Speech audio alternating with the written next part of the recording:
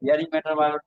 Hearing, please wait. Motions, please give this slip. My lord, hearing there's some urgency in the matter. The I petition have a is... lot of motions for this week at least. Let me get some headway through the motions. Let me My lord, see how next I week proceed. may I come back? It will, yes. Next week, try your luck. I don't know. It all depends on how I proceed this week. If I'm able to slash off a bunch of motions, then in that case I'll entertain hearing matters. I'm My here lord. to sit, but then I should be able to make some headway. My lord. We shall come in next month. Yes.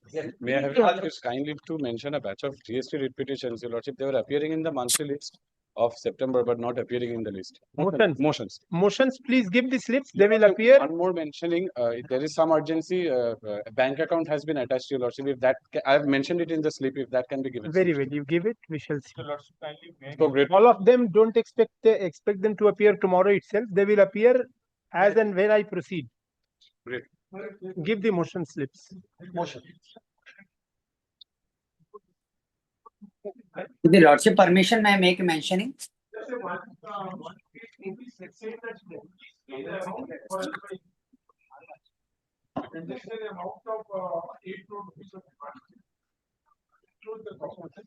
We will give. May I be permitted to mention item number 137? My issue is very short. Upgradation, I won't allow. Now, what is my issue? What is there in the list, let it be there in the list. Let us see how I proceed. No upgradation, because upgradation I'll have to upgrade everybody. So far as inclusion is concerned, I will definitely try and include. My lord, I have made the application before advance ruling of it. And Please write your urgency. Grounds of urgency, please indicate. I have made the application before. No upgradation. It's there in the list. Don't mention. It's there in the list. It will reach. May I mention one matter? Yes. This is appearing before Maharaj Justice Vishwajit Basu. It was in his lordship determination till Friday. From today, in your lordship determination, unauthorized eviction occupations act.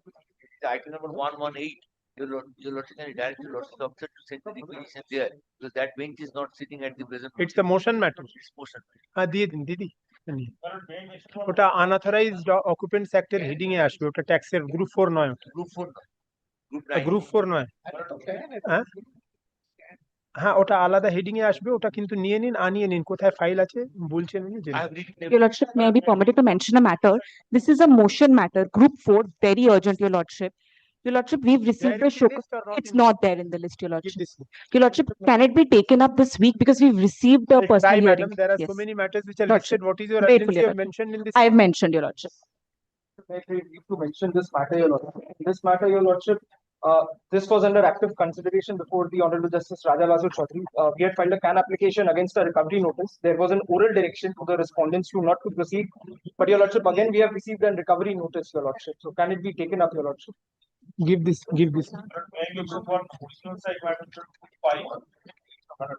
Group 5, I don't have determination. That is for hearing then. Hearing matter, please wait because Construction is not cancellation of plan and loss is being incurred by the petitioner. That is the only issue there. but hearing matter I don't know because so many Next week, any day, hearing, please wait this week. Let me see how I proceed this week, only then. With the lordship permission, may I make a mention?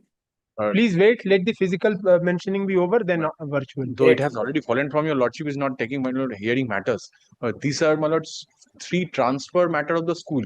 But the issue is decided by Please the wait, Supreme since Court I am and not upheld by taking the hearing matters, not this week. Hearing matters, please don't mention this My week. Let me see how I proceed this week. I'm so sorry. My lord, this is Great. a group 6 matter, my lord. My lord, Hearing. an exception has been exchanged, my lord. My lord, should I place it under motion because this is a very urgent matter? My lord, Please wait.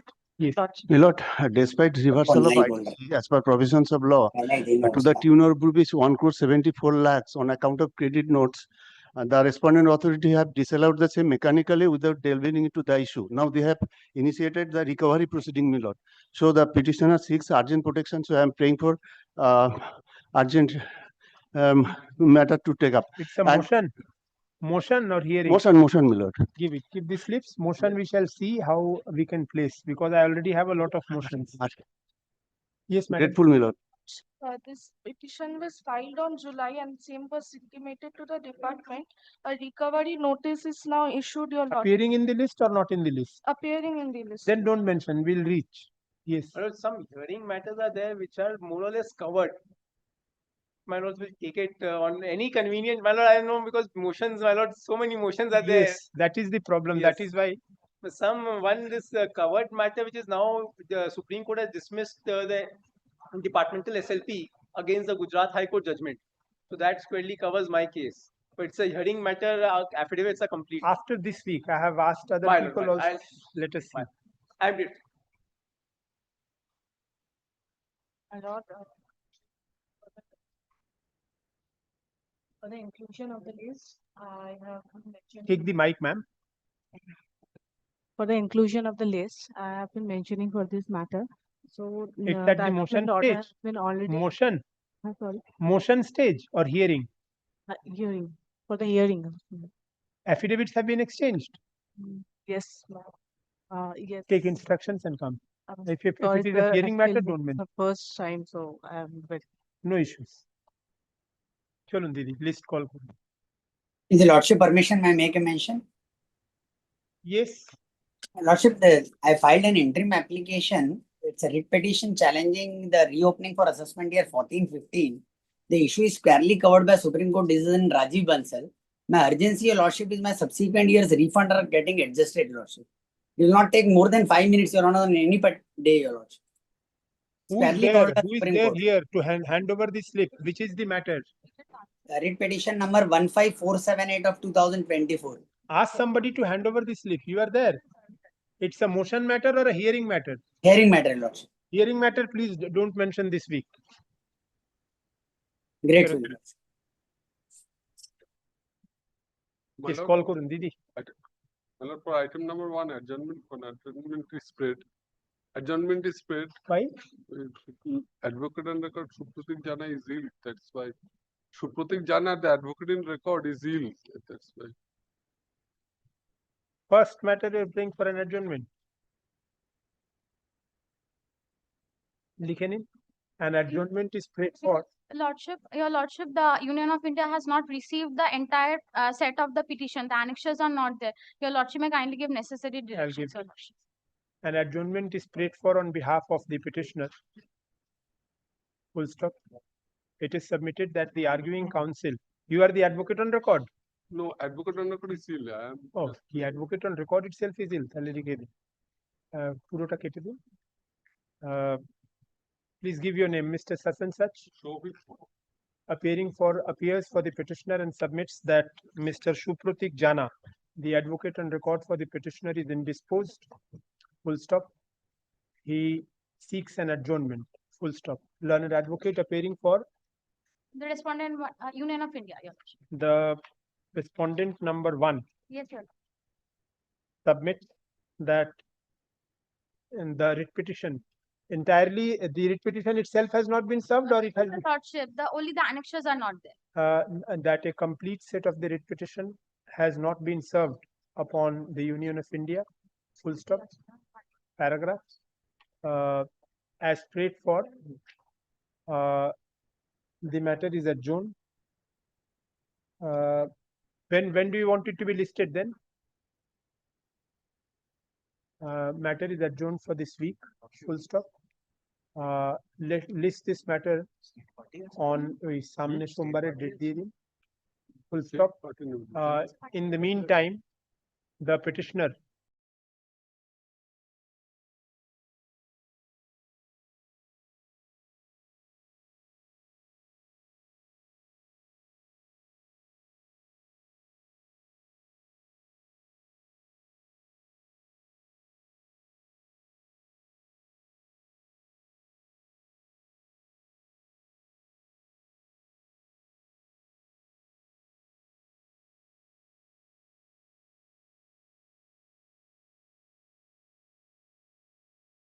next. Lordship, this is an application praying for direction of refund upon the state authorities for refund of some excess central sales tax paid at the time of filing the appeal. After the appeal was disposed of, I was further aggrieved, so I filed a revision before the West Bengal Commercial Taxes Appellate and Revisional Board. Finally, on the basis of the order passed by the board, refund arose. We have prayed for refund to the authorities in 2022. That has still not been disposed of, Lordship. I am praying for direction. Consider and dispose of the representation. My lord. Yes, I got see it. there is a order passed by the revision authority, my lord, that has been, my lord, in favor of the writ petition.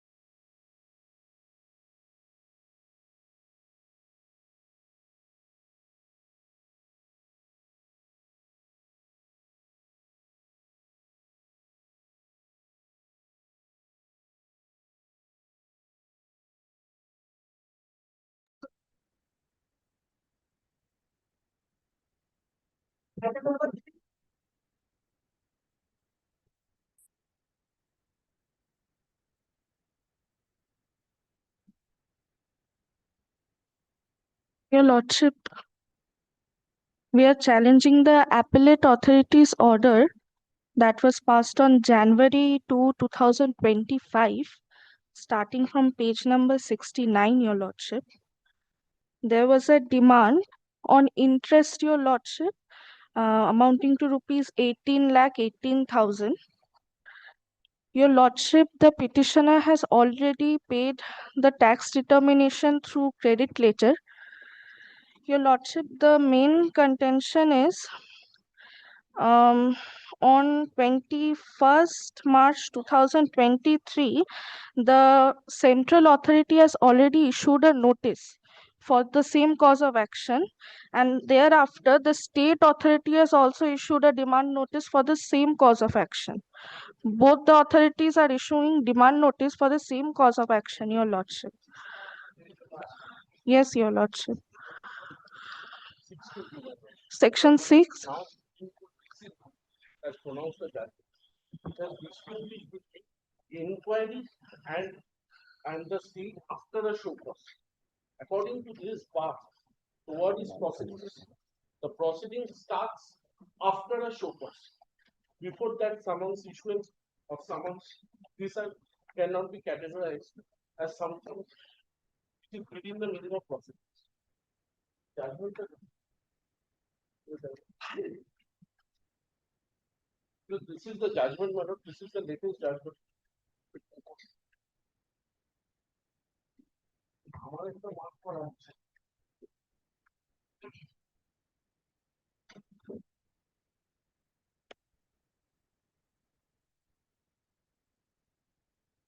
I believe this will take some time. But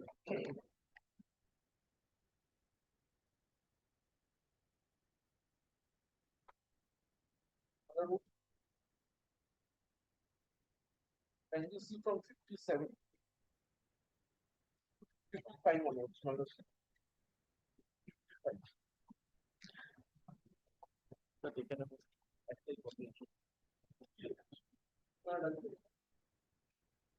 is the over.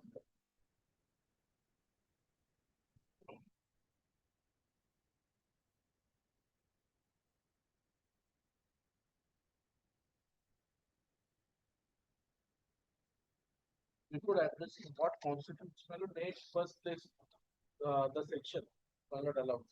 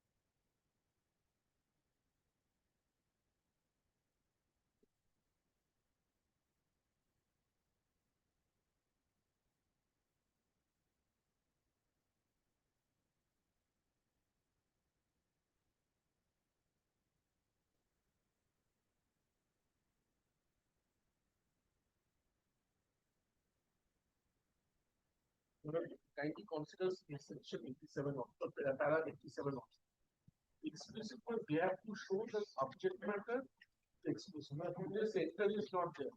Center has issued a show cause notice for the same period. But 87 manner I request manner.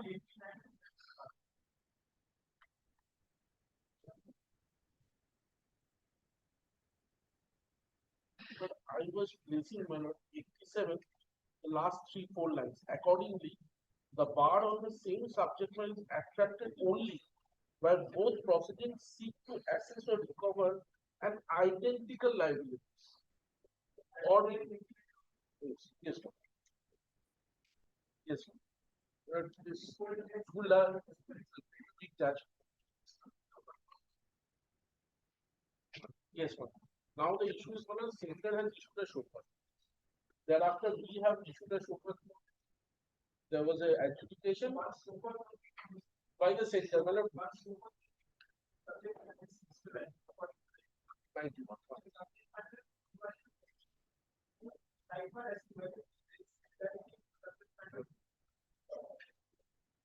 Now on this, now you can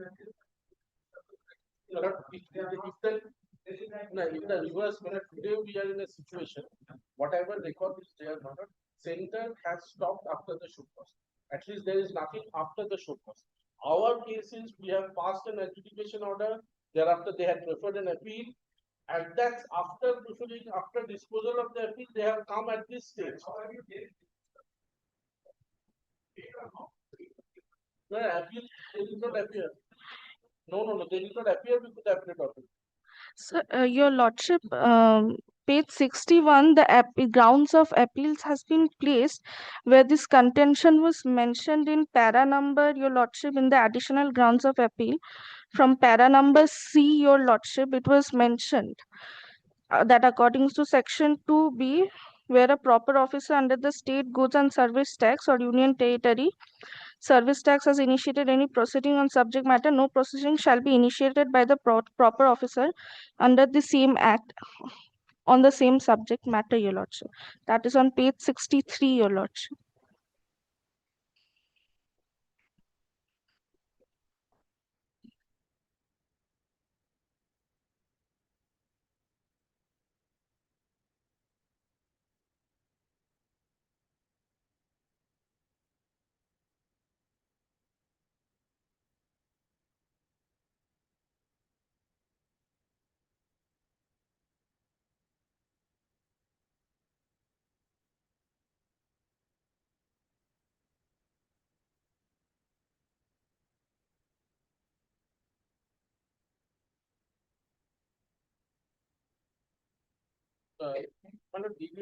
Here section 65.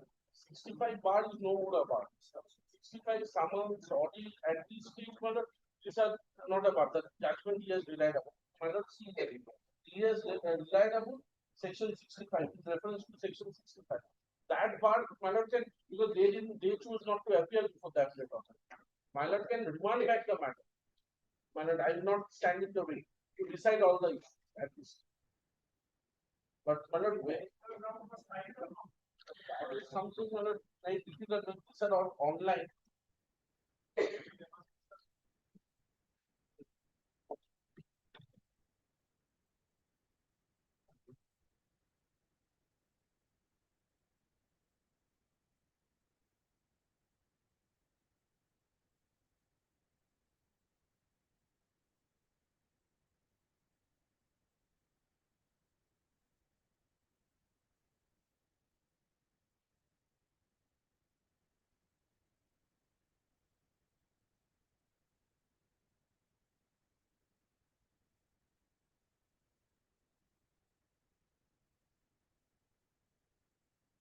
But according to me, it's not the amount, the quantifications are different.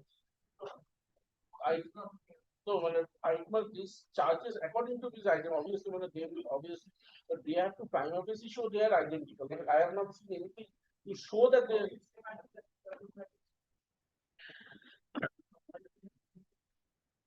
Your Lordship. Yes, Your Lordship, I have just received the judgment right now. For the center show cause notice that centers, madam, which is prior in time.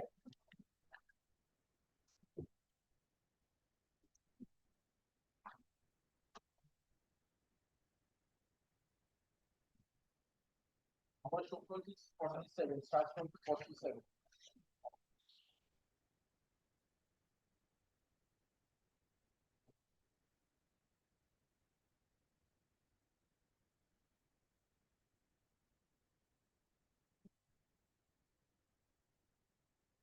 Our only is my interest. Yes, sir. Only interest. The demand is only about interest.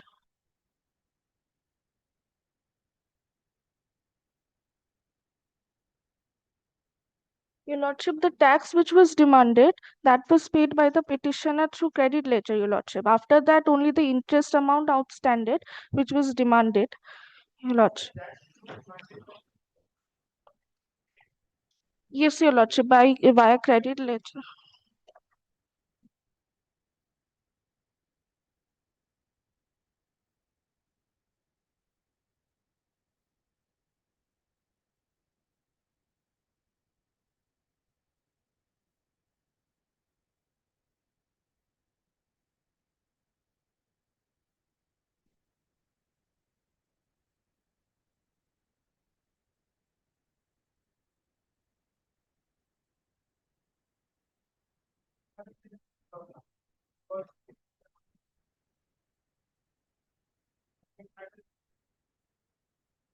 If you're 49, it is recorded on a DSP. 49 states show cause notice is recorded DSC's page 40.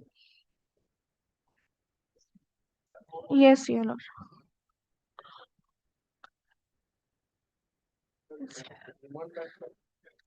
One back the matter that 2000. So there's no adjudication on such issue because but they have also not said that these are the similarities or this is the same allegation. But I did not find it in the petition also. But this is the same allegation.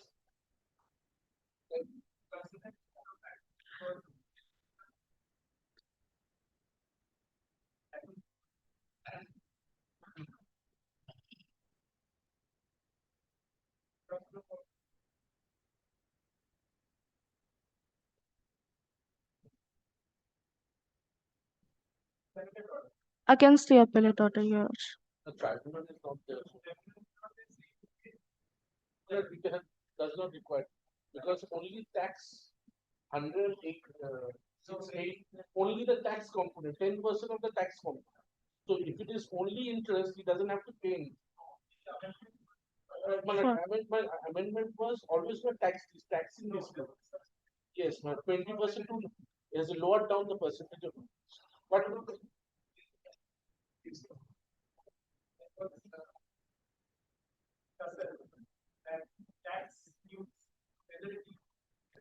or all part.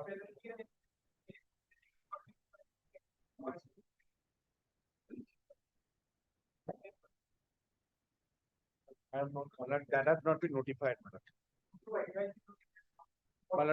Not on the penalty 10% of the penalty. Then, madam, I have.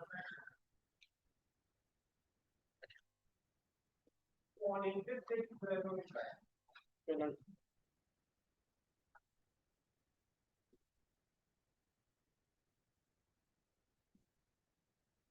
Now to find 107.6. 107. Lordship knows it better than all of us.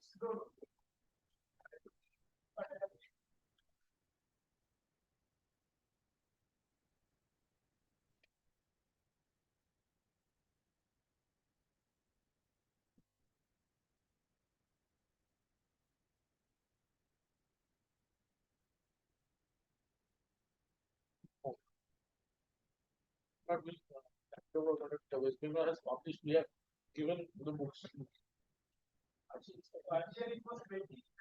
10 years.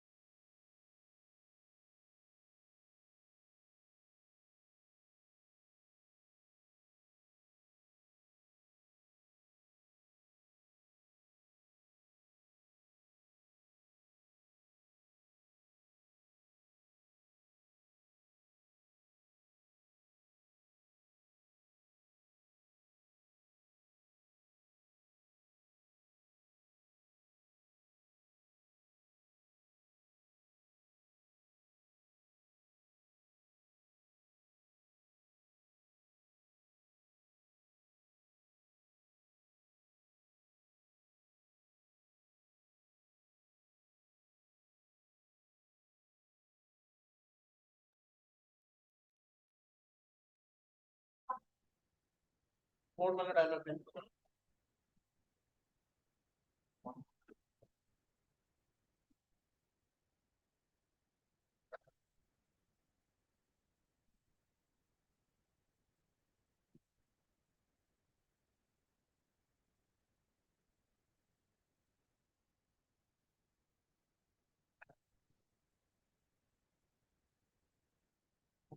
This matter, my lord, he wanted to take amnesty for my lord. But that was 31st March 2025, and his writ is also subsequent.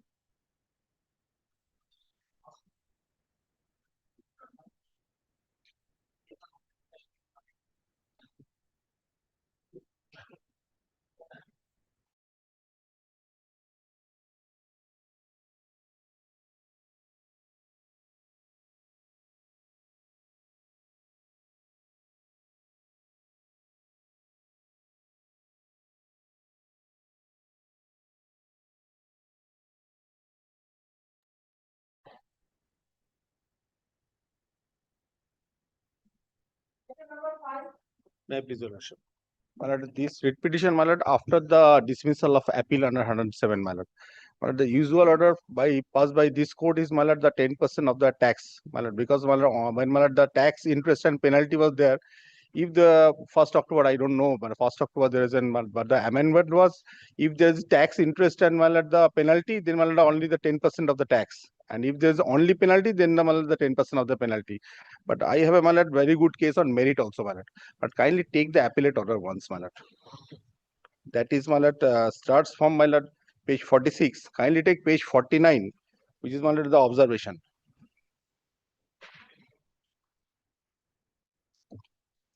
My lord, may I observation, my lord. Gone through the order of the PO, it is seen that the PO had rightly disallowed the claim of ITC of such and such on such and such IGST on credit note received and such IGST on payment made after 180 days. My case is, my lord, that, my lord, the second part. That, my lord, that 57 lakhs 87,050 rupees, my lord, I have already, my lord, paid. That is not no dispute, my lord, I have not paid the tax. Only dispute is that, my lord, that 180 days. My lord, the next para. Mr. Gaurav Agarwal, CAAR, appeared and submitted a notification 60/2020. Date such and such. It is stated that Rule 37, that is 180 is reversal is compliance notified under CGST respective states act. Consequently, the above relaxation would apply to the said rule. But these notifications are under 168A. At that point, the COVID period, that 168A, because of the the direction passed by the Honorable Supreme Court, there is a the extension was given by the everything. Then, I have paid the tax, but after the 180 days. But that is also my ground in the appeal also. But that COVID period that has been extended till 2022. If I'm not wrong, till March 2022. Within that period, I have paid, that has not been considered in the order. So, my humble submission is, kindly consider it, if the matter already limitedly remand for that purpose only, then it can be considered by them that the COVID period. I have the Supreme Court judgment also of that limitation period, but I have paid, and on this also, penalty has been imposed. If I paid, I showed my bona fide under the GST Act, penalty can be imposed or not. That is also the question I have to put before the appellate authority. So, my humble submission, matter may be remanded on the to the appellate authority to consider this point of the COVID period. Yes, kindly take kindly take my appeal. Kindly take page 42. The last paragraph. Not directly, but that the appellant during the year of the ad hoc basis paid up such and such during the period of November 2019 to March 2022. But since the year was COVID year, the payment was made, the relaxation have been regarding delayed payment have been issued by GST and such as such notifications. Those notifications not been considered. This is apparent on the face of the record, my lord.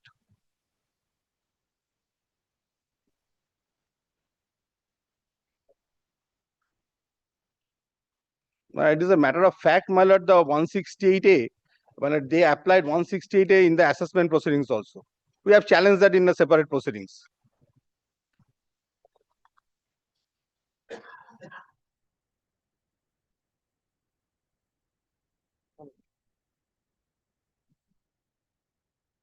or or otherwise I can pay 10% of the tax and wait for the tribunal. There alternative I don't think so. I don't think so. That I heard from 1 year back.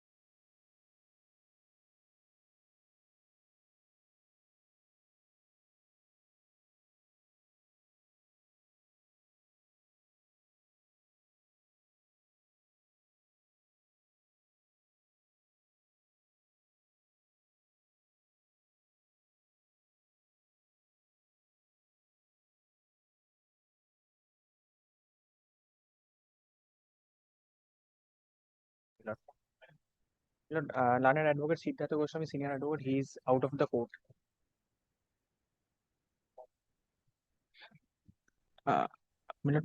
Learned advocate Siddhartha Goswami, he is out of the court, my lord. It's not possible to attend today, so I am praying for not today.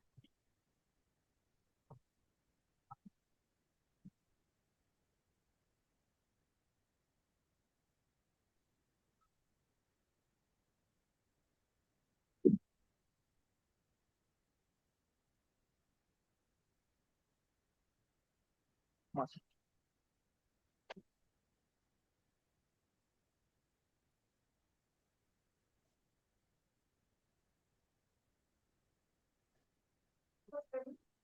Well, I am for the petitioner. Your Lordship, I am for the respondent number 1 in this matter, representing Union of India virtually. In this matter, we are for the Customs Department, or we have instruction to attend in this matter, but we have not received the hard copy. If the Lordship kindly takes up the matter on Thursday morning. Well, no difficulty, my lord. Let me indicate only one fact that will help my learned senior friend opposite. Well, the fact is this, that I imported certain material. Now on import, my lord, there is a IGST to be paid. I paid it. I took ITC of that goods when it reached my place. Custom department had no quarrel with me. What is the difficulty? There is a system called IceGate, Indian Customs EDI system. Now the bill of entries were required to be, the details of bill of entry are required to be uploaded in that system, because that system matches with the system of the GST authority. Now, since my bills of entry were manual, custom authority had never uploaded it in the IceGate system. For that reason, GST authority, state GST authority today is saying that this amount of ITC, which is quite a lump sum amount, more than 4 crore, this amount of IGST, what you have taken in ITC, has no information in IceGate. So we are disallowing it, you pay it. Now the only prayer that will solve the entire purpose, my learned friend will take his instruction and come up with a report, if he so pleases, that whether these imports I had made and duty have been paid on this or not. That much will solve the entire issue. If custom authority certifies that yes, these bills of entry import has been made, this duty has been paid and credited to the government exchequer, that will solve the entire purpose. I basically, in the writ petition, there are two fold-up challenges. One challenge is that the entire proceeding done by them under a particular circular, which is contrary to the law, that circular itself is not valid in the eye of law. That's a part of the challenge. And the other part is that the order in appeal passed by the appellate authority confirming the demand of that IGST amount is not maintainable, because I have produced all the documents. He cannot simply say that it is not reflected in the IceGate, so I will not allow. He is required to verify the documents. He could have called for a report from customs.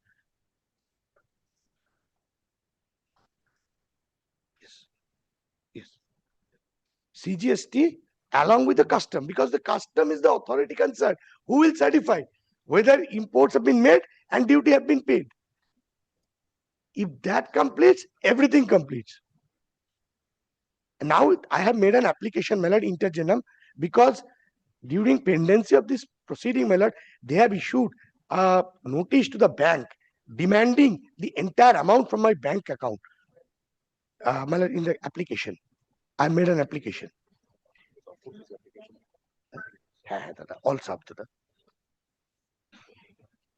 also.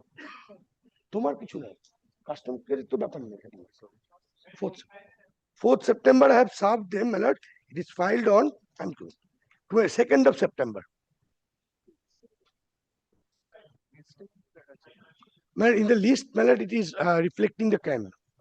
My lord, only one humble request, that my lord may keep it on any date as my learned friend has the convention.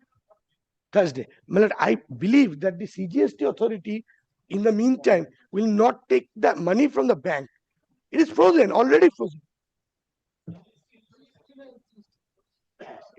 State, my lord, I stand corrected, state authority, state GST.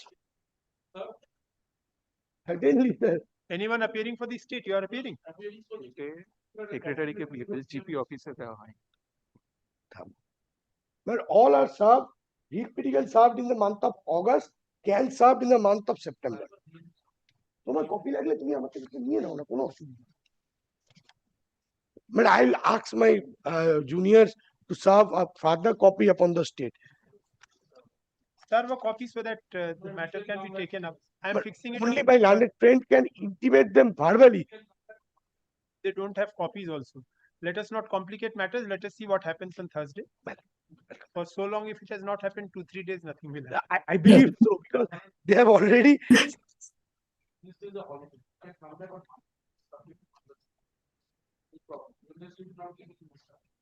Tomorrow you will get. But kindly keep it on Thursday, my lord. Kindly. Keeping it on Thursday. Let us He has today, 2 days also. You serve it today. Yes, now you only. Serve it They will today. serve it now. Liken. So should I record that it is being served in court? I am recording that it is being served in court. Yes. দুজনকে একটা করে copy দিয়ে দেখ অনেকদিন পরে দিদি mister ভঞ্জকে আর mister Chakraborty দুটো করে দিয়ে দিচ্ছি।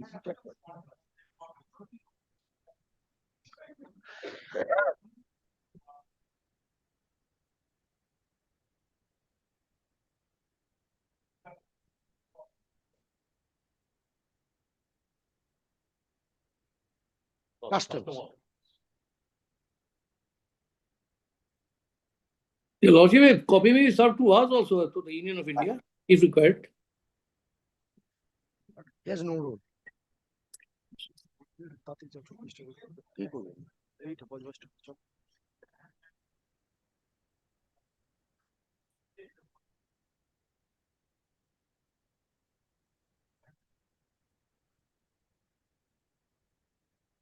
Six.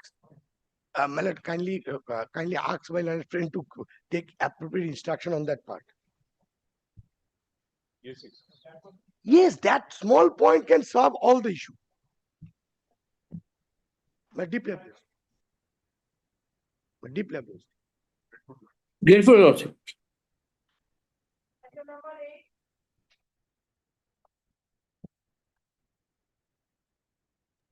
My lord, in serial number 8, my statutory appeal was dismissed on 2 grounds. My lord, number 1, my lord, limitation. My lord, though it was filed within the outer limit of 4 months, and my lord, non-payment of pre-deposit. Now, my lord, I'll satisfy my lord that both the issues ought not to have arisen at the stage of appeal, as both were complied with by the petition. My lord, kindly text the, my lord, the adjudication order, my lord, at page 37, my lords. My lords. My lord, it was passed on 7th of January 2025. My lord, then, my lord, as per 107 subsection 4, the outer limit was 7th of May 2025. My lord, I had preferred on 26th of April with a condonation of delay application. My lord, there was a delay of 19 days after the 3-month period.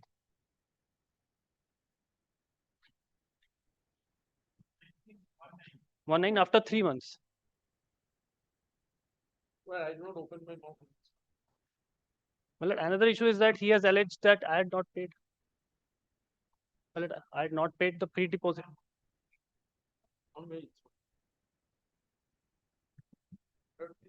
What has happened is, my lord, what has happened is this, for my lord may know, our division bench has said that after 4 months also there will be consequence. SK Chakravarti lordship. There is a stay of the Supreme Court. There has been stayed by Supreme Court. But my lord knows, till it is a decision, it is decided finally, it is binding that SK Chakravarti. Although my lord, Allahabad High Court has said different after considering our SK Chakravarti. After 3 months, although after 4 months. So according to my reading, it's like an arbitration, section 30. By absolutely, 4 months, within 4 months. After 4 months. Absolutely. But I do not open my mouth.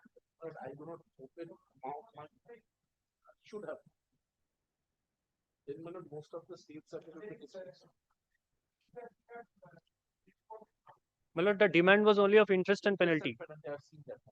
So, my lord, there is, but if my lord, if 10%, I have not seen that notification. But I direct the authorities to hear on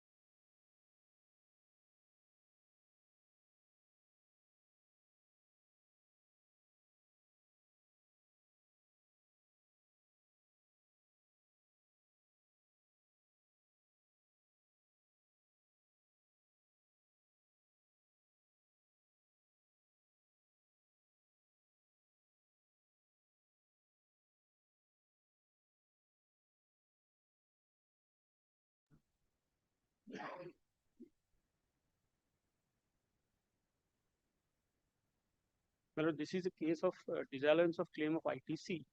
But I have challenged the adjudication order because this adjudication order has been passed beyond the period of limitation. Well, the subject period is 2019-20. And last date of filing annual return was 31st March 2021, not as per the notifications issued. Well, that notification is under challenge before the Honorable Supreme. Well, that is already challenged before the Supreme Court.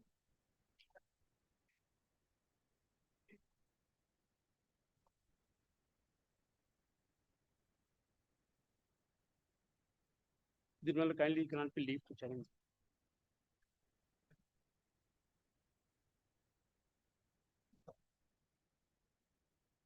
Well, I will do that because this is what by limitation.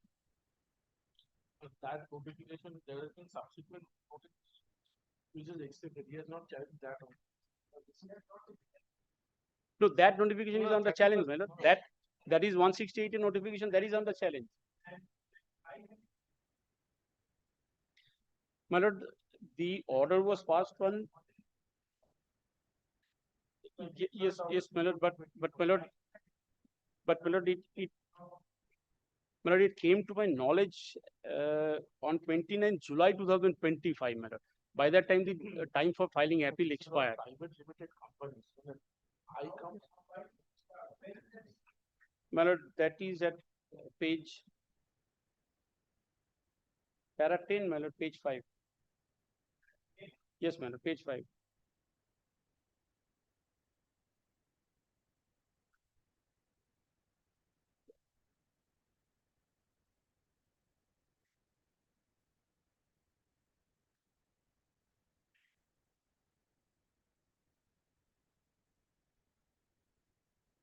Company, if it would have been invited. Yes, my lord.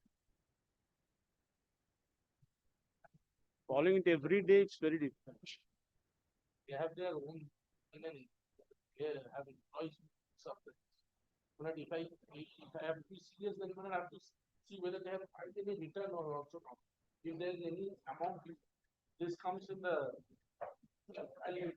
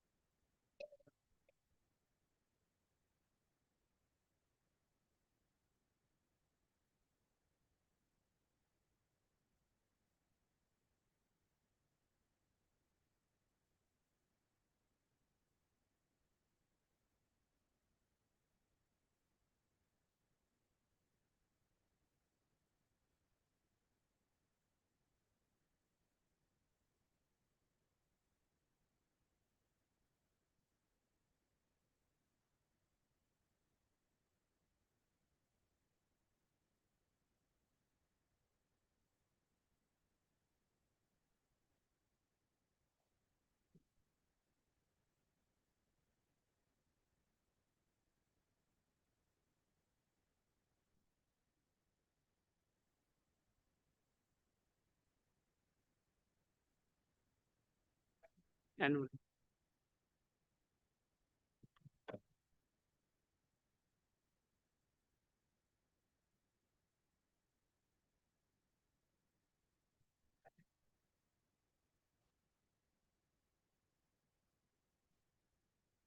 Yes. And this case is different. It's not relied on. Yes. I've related. Yeah, page 49, the notification is made.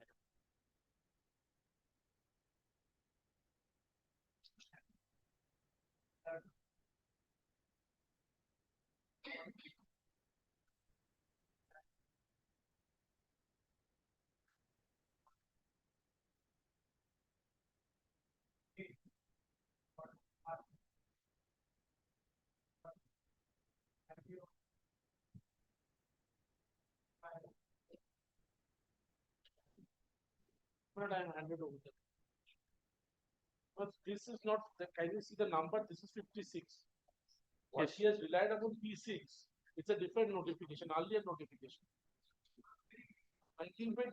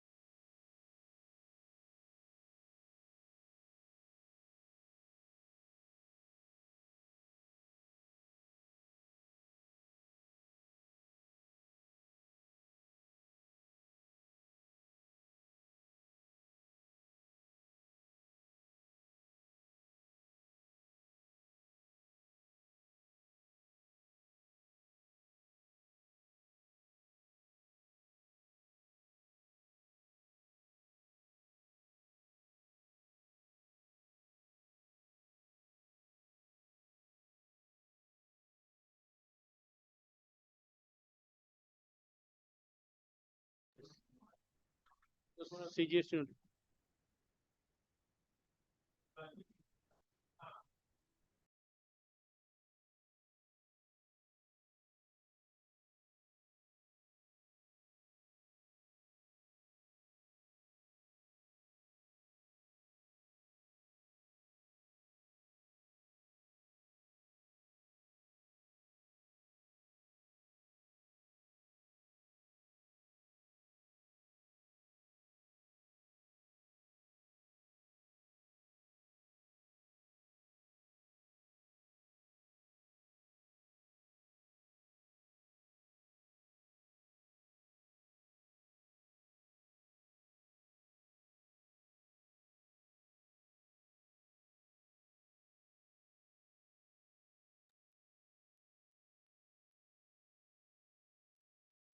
Yes, my lords, I am challenging the non-action of the respondent. In light of my lords, we have served.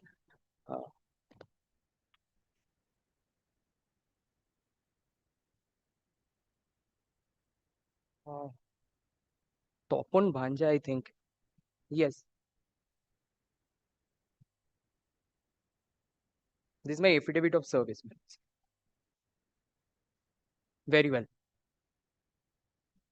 Right, right, my lords. Very well, very well.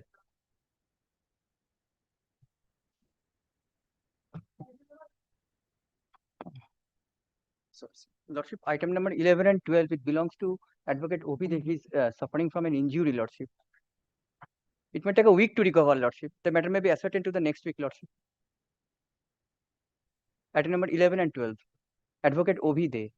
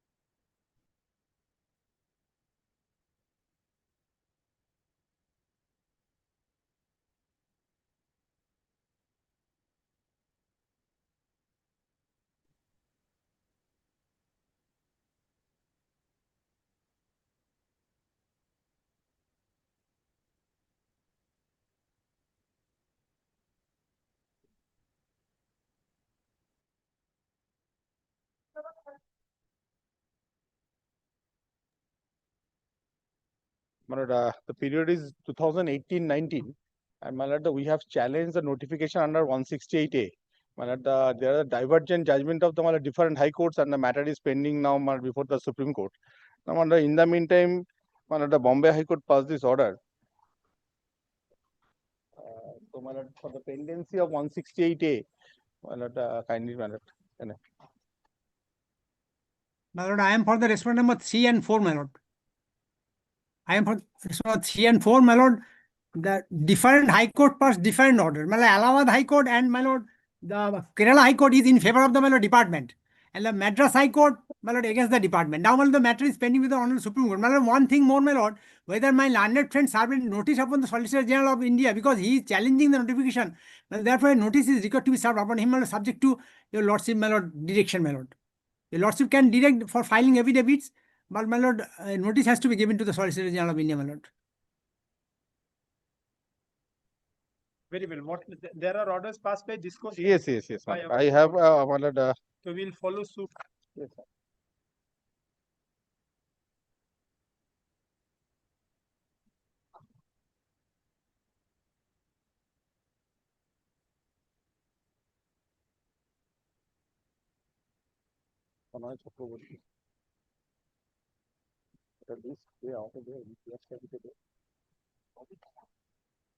This is for which year?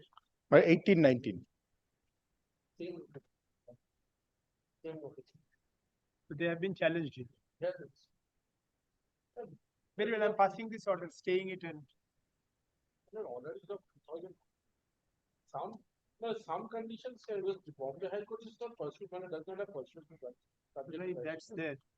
some condition on 10%. What is your explanation for delay? Malad, my explanation, malad, there is no tribunal. So, malad, there is no tribunal. And another thing is, malad, I have challenged, and malad, I have challenged the malad, the constitutionality of the notification for extending the malad, the assessment. That I understand, but then there should be some explanation for the delay. It's after 1 year, more than 1 year. Malad, He's right in that at least. Because he could have come at the stage of the notice only. The notification was illegal. Yes. If illegality is an issue, Malad, kindly it will take, be illegal when it is issued. malad, kindly take paragraph 21. Malad, I don't think, malad, the absolute explanation, malad, somewhat, malad, the explanation, malad.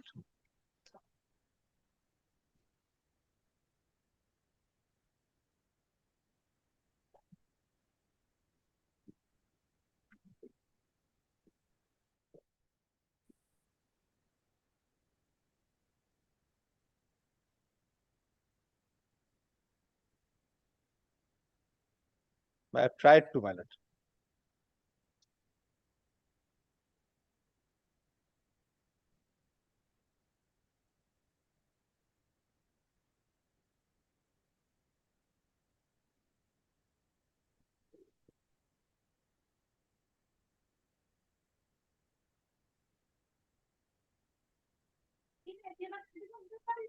It is against adjudication order. Yes, malad.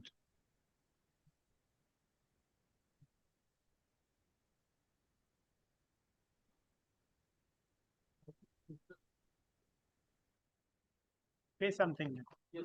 Malad, Yes, sir. malad, today, malad, malad, I have challenged, malad, the notification, malad.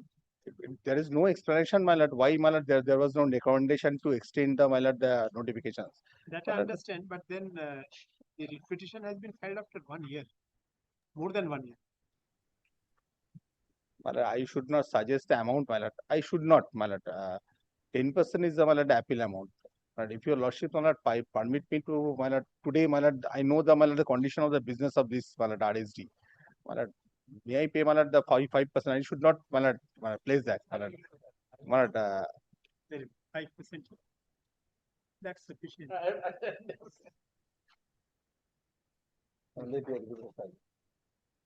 The writ petitioner assails an order dated, an adjudication order dated March 5. March 5, no? That's okay. Yes, malad. 5th March 2024. Page Malad, March 5, 2024. Passed page, by page 50. passed by the respondent number 1. Passed by the respondent number 1. Full stop.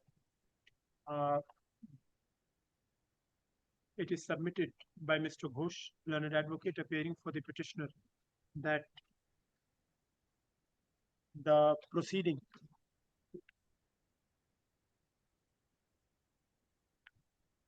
what is the period? 1819. 1890. That the proceeding that no adjudication proceeding in respect of the period, i.e. in respect of tax period, the period now in respect of tax period 1819 could have been initiated after expiry of a period of 3 years from the date of from the due date of furnishing returns in respect thereof. Full stop. It is submitted that despite the situation being such as aforesaid, comma, the respondents have proceeded to not only initiate proceedings beyond the said period, but also adjudicate the same and pass the order impugned, thereby holding the petitioner liable in a sum of rupees. Where is that? Malad, demand is, malad, 2 crores. Page 53.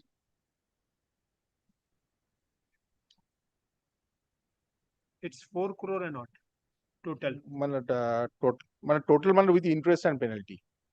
The tax component is मतलब 2 crore 35 lakhs 90,000.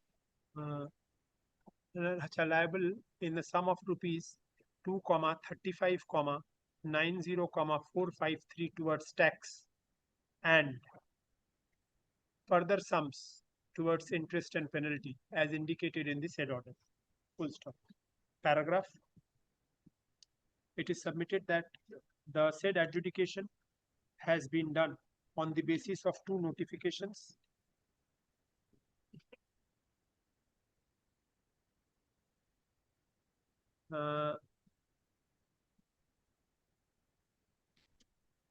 dated notification Page bearing 69. Page bearing 69 number, and 70. 09/23 hyphen central tax dated March 31, 2023 and notification number 56/2023 hyphen central tax dated December 28, 2023, comma, both of which were issued in contravention of the provisions of section 168 with capital A of the said act. Full stop. It is submitted that the said provision provides for extension of time only in cases of force majeure situation, which was not force majeure, FORCEMAGEURE, force majeure situation, which was not there at the time when the impugned notifications were issued. Full stop. Paragraph. Mr. Chakraborty, full stop. It is therefore submitted that the aforesaid notifications which have been impugned in the writ petition as well as the adjudication order which has been passed on the strength of the said notifications should be set aside and quashed. Full stop. Paragraph. Mr. Chakraborty, learned advocate appearing for the respondent SGST authorities, submits that the writ petition should not be entertained as the same has been filed against an adjudication order, inasmuch as the petitioner has an alternative remedy of appeal before the appellate authority under section 107 of the said act of 2017. Full stop.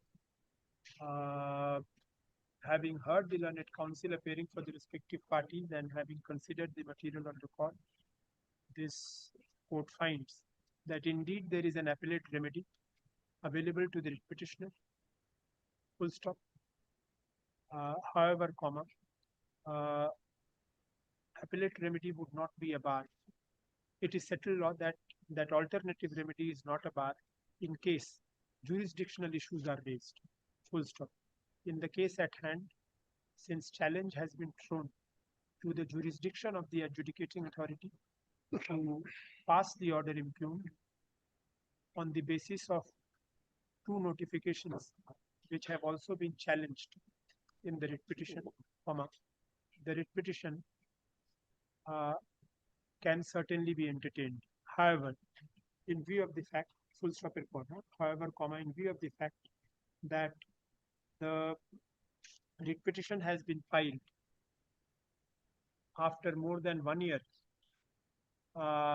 from the date of the passing of the order impugned, and the explanation given in the writ petition is not and the explanation to therefore the writ petition should be put on terms. Full stop. Paragraph. Now, and the explanation given in the writ petition is not very satisfactory, therefore the writ petitioner should be put on terms. Full stop. In case the writ petitioner deposits a sum equivalent to 5% of the tax demanded by the order dated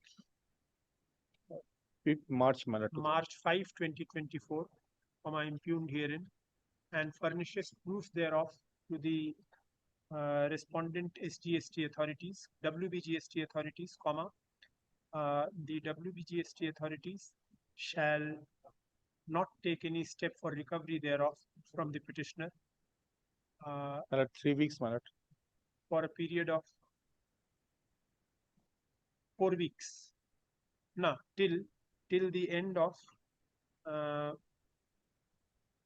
November 2025. Full stop. আচ্ছা এখানে deposit করেছেন হ্যাঁ মানে within a week from date. My lord, 15 days, my lord. Within 15 days. Deposit within 15 days. লিখে দিন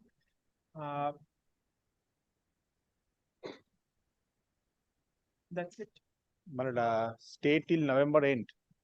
Within November that, end. my lord, within that, my lord, I don't think, my lord, they will. Wait, the December end till the end of December. In the meantime, they will file the affidavit, my lord. আচ্ছা the তারপরে লিখুন যে since the case involves a challenge to two central notifications, comma the learned advocate appearing for the learned advocate for the petitioner shall serve copies of the writ petition upon the learned additional solicitor general as well as the learned advocate general. Full stop. Paragraph. The respondents shall be at liberty to file their affidavit in opposition within a period of 4 weeks from date. Full stop. The petitioner shall be at liberty to file affidavit in reply thereto, comma, if any, within a period of 2 weeks thereafter. The matter shall be listed for hearing after expiry of the period fixed for exchange of affidavits. Till, my lord, December end, my lord. Stay till December end. And to be paid within 2 weeks. I'm grateful, your lordship. Grateful, my lord.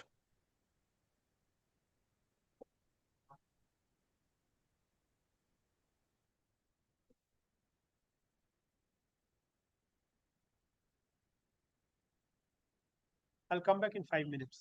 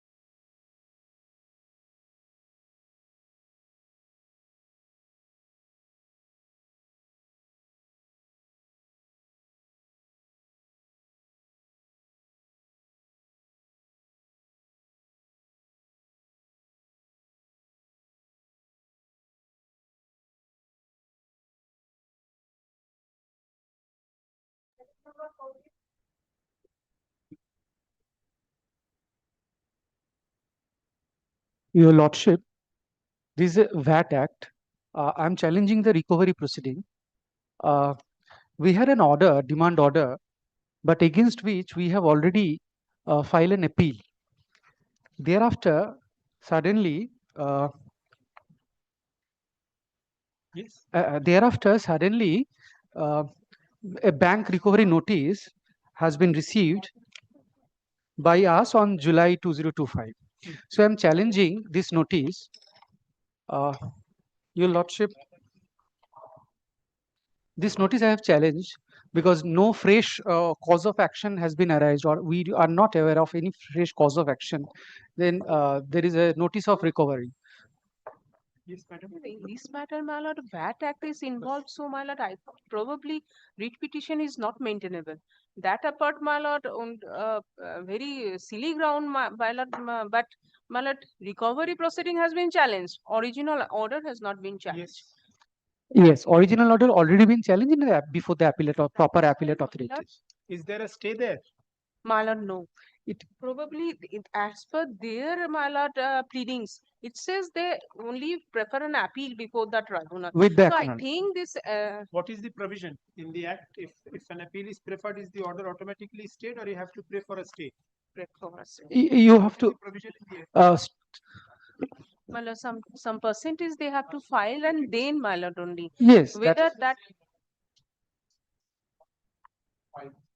Here, one of the language is yet no appeal shall be filed. Here the language is no appeal.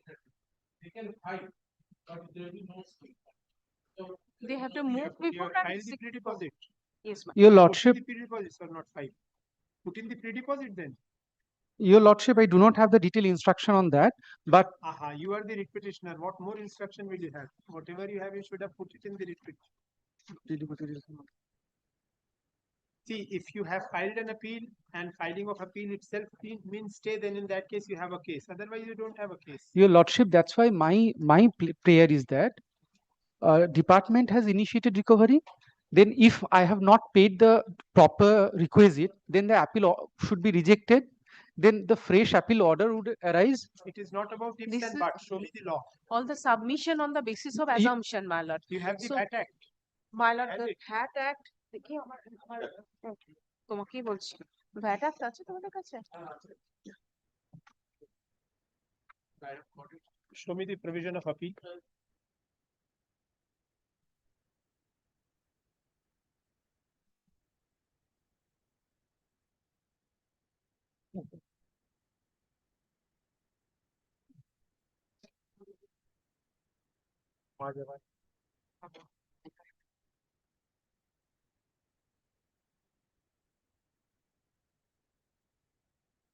Section 84.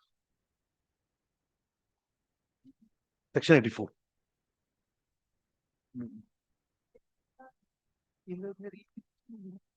Where is the provision for appeal? Which section? 84. 84, madam.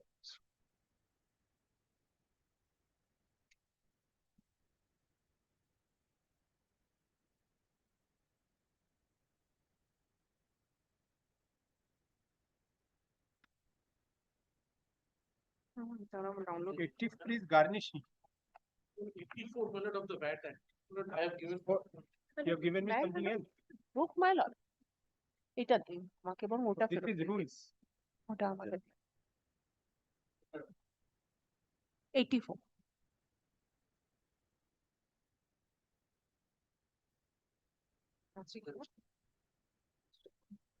বানিয়ে রেখে নিন একটা। কখন কি থাকবে জানি না তো। আর অর্ধেক তো মানে ইয়ে হয়ে গেছে, অবসলিউট হয়ে গেছে, অ্যামেন্ডেড হয়ে গেছে সব।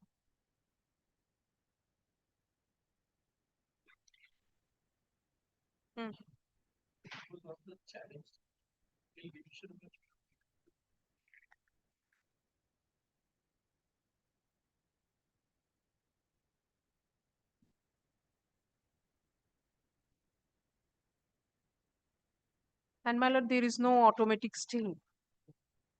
Yes, ma'am. Then a stay order is required to obtained, my lord. But my lord, no rejection is also being given for the appeal. Very well, but you first show that you have, for your appeal to be entertainable, you have to deposit the amount as provided in the proviso to section 84. Show me that you have done that. My lords, may we get 7 days time? Come back.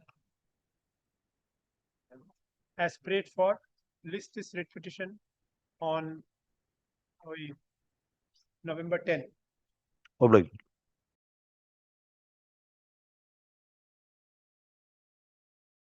Before you go. Appearance will be.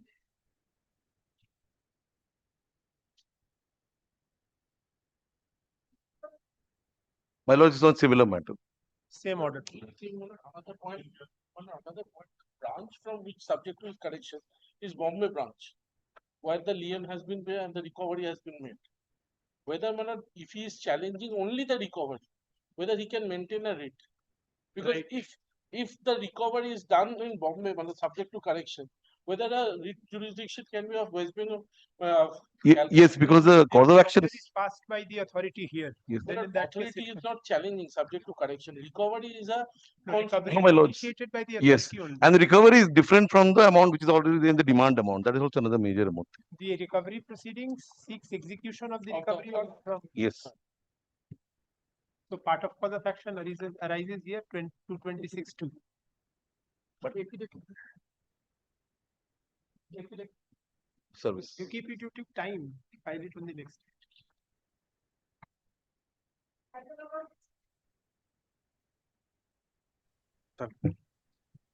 Lordship, I beg to appear virtually, my lordship, for petitioner.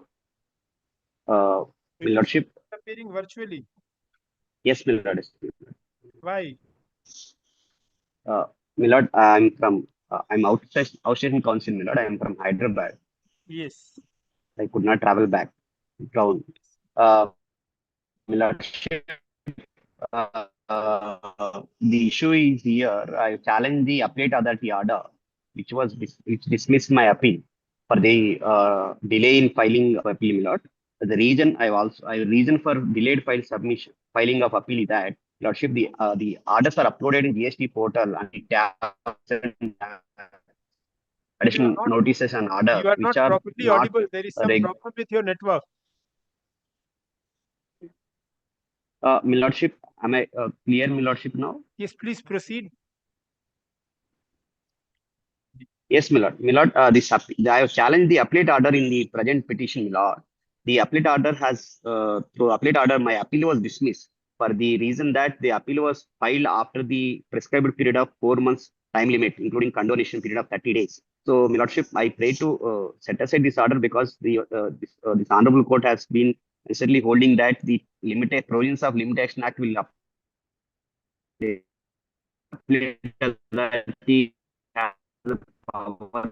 Beyond 4 months also.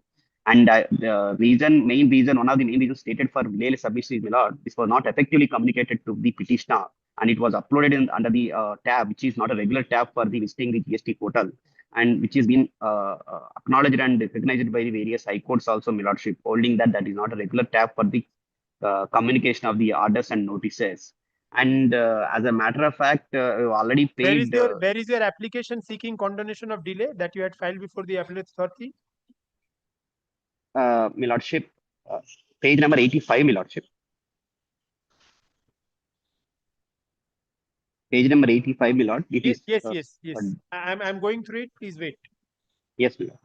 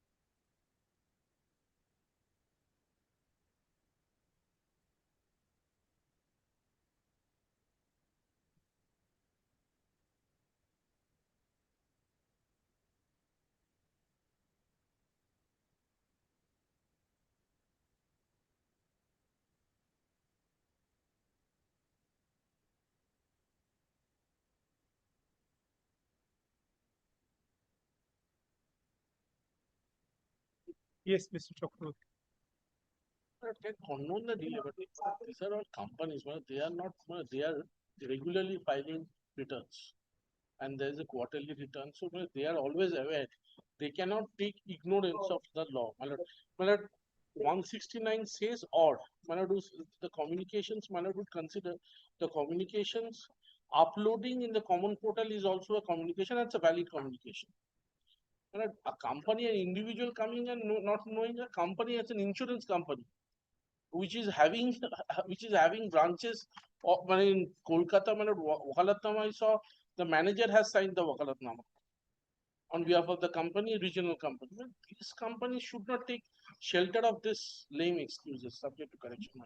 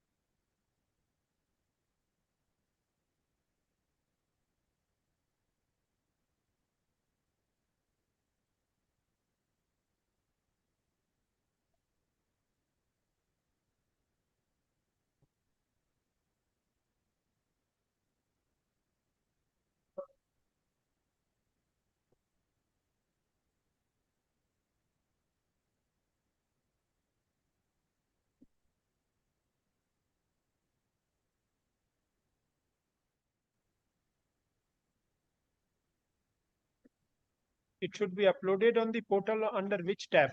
Under the tab of this additional only. There was additional, there were some issues with the now when someone opens the tab, everything comes in front of under the one common domain, everything is there. So someone is getting access to the normal notices, he will get access to the additional notices also. No, but you will have to open that tab only to get if there is a separate tab for orders. How many tabs are there? There is a tab for orders also. Yes, if it is not under the orders tab. normally show cause notices, as far as my knowledge, is uploaded in the additional notices only. Show cause. No, the order. The orders cannot have check those things. There was a change in the pan. There was certain issues. Delhi High Court had considered that in 2024 they had changed the model. But this is a case of My orders are prior to the change, my lordship. The orders were passed prior to the change, my lordship. Earlier there was separate tabs, my lord. It is not visible at single dashboard. In 2024 they merged the. Then in that case, I will not oppose the delay. Delay matters. It is better to hear the matters on merits because there are two-tier system. Because there will be another round of appeal. I do not want to oppose any matters only on the ground of delay. But when a company comes, they are filing returns. They have. That is why this tab thing becomes important because of this objection of yours only it becomes. They have their mechanism. Even then, Mr. Chakravarti, suppose there are 6 tabs. I have a man who would be keeping track of orders. He will be keeping track of orders in a particular tab. If I put it in a tab over which I would not ordinarily say that yes, orders are uploaded there. I will not go and open the that. tab from the module. I had also seen. There is one practical difficulty. But what I have seen, the officer sees the tab in a different way. Because this kind of matters, I think in income tax also we have had this problem. What happened is, what we see, I had a practical, I requested the authorities because I did not have any practical experience so to see. What an assessee sees is slightly different from what the officer sees. And the officers does not have any hand. Once they upload a document, it is the GSTN who will who takes the is the deciding. You have an idea of tab. You have a screenshot of how many tabs open once you. I'll bring this on the next occasion. You bring it then. Bring it then. I'll decide it then only because I also have to have see holistically then. I have to bring lordship, which time prior to the change and post change. I'll bring both because I have to bring both the things. Before 2024, There were two tabs. View I notice. will only show one Madras High Court order which has recognized the system of uploading the order. This was inside another tab that came from a drop-down list. After 2024, it just comes at side by side. Now it is visible side by side, view additional notices and view notices on this. And before 2024, before the Delhi High Court judgment, it was inside a drop-down list. So it was not ordinarily visible No, to a no, person who that's is not. approaching the. That is my humble That makes it difficult. You come back, you show me on that because I also want to be satisfied when. I'll also have to satisfy you. Heard learned advocates appearing for the respective parties. Full stop. As prayed for by Mr. Chakraborty, list this matter for further consideration on next week. Tuesday করে দিন next Tuesday মানে হচ্ছে আপনার Tuesday week 11th November 11. My lordship, maybe on 13th or 14th, my lord. Yes, we can have it on 13th. 11th I have. 13th. It's 14th, my lordship. 14th will be a difficult day because 14th will be Friday. I may have different matters.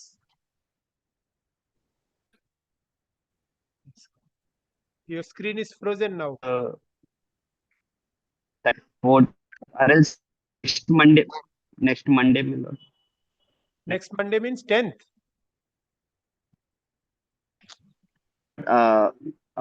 Monday. 10th. 17th. 17th. 17th. 17th. Deeply applied.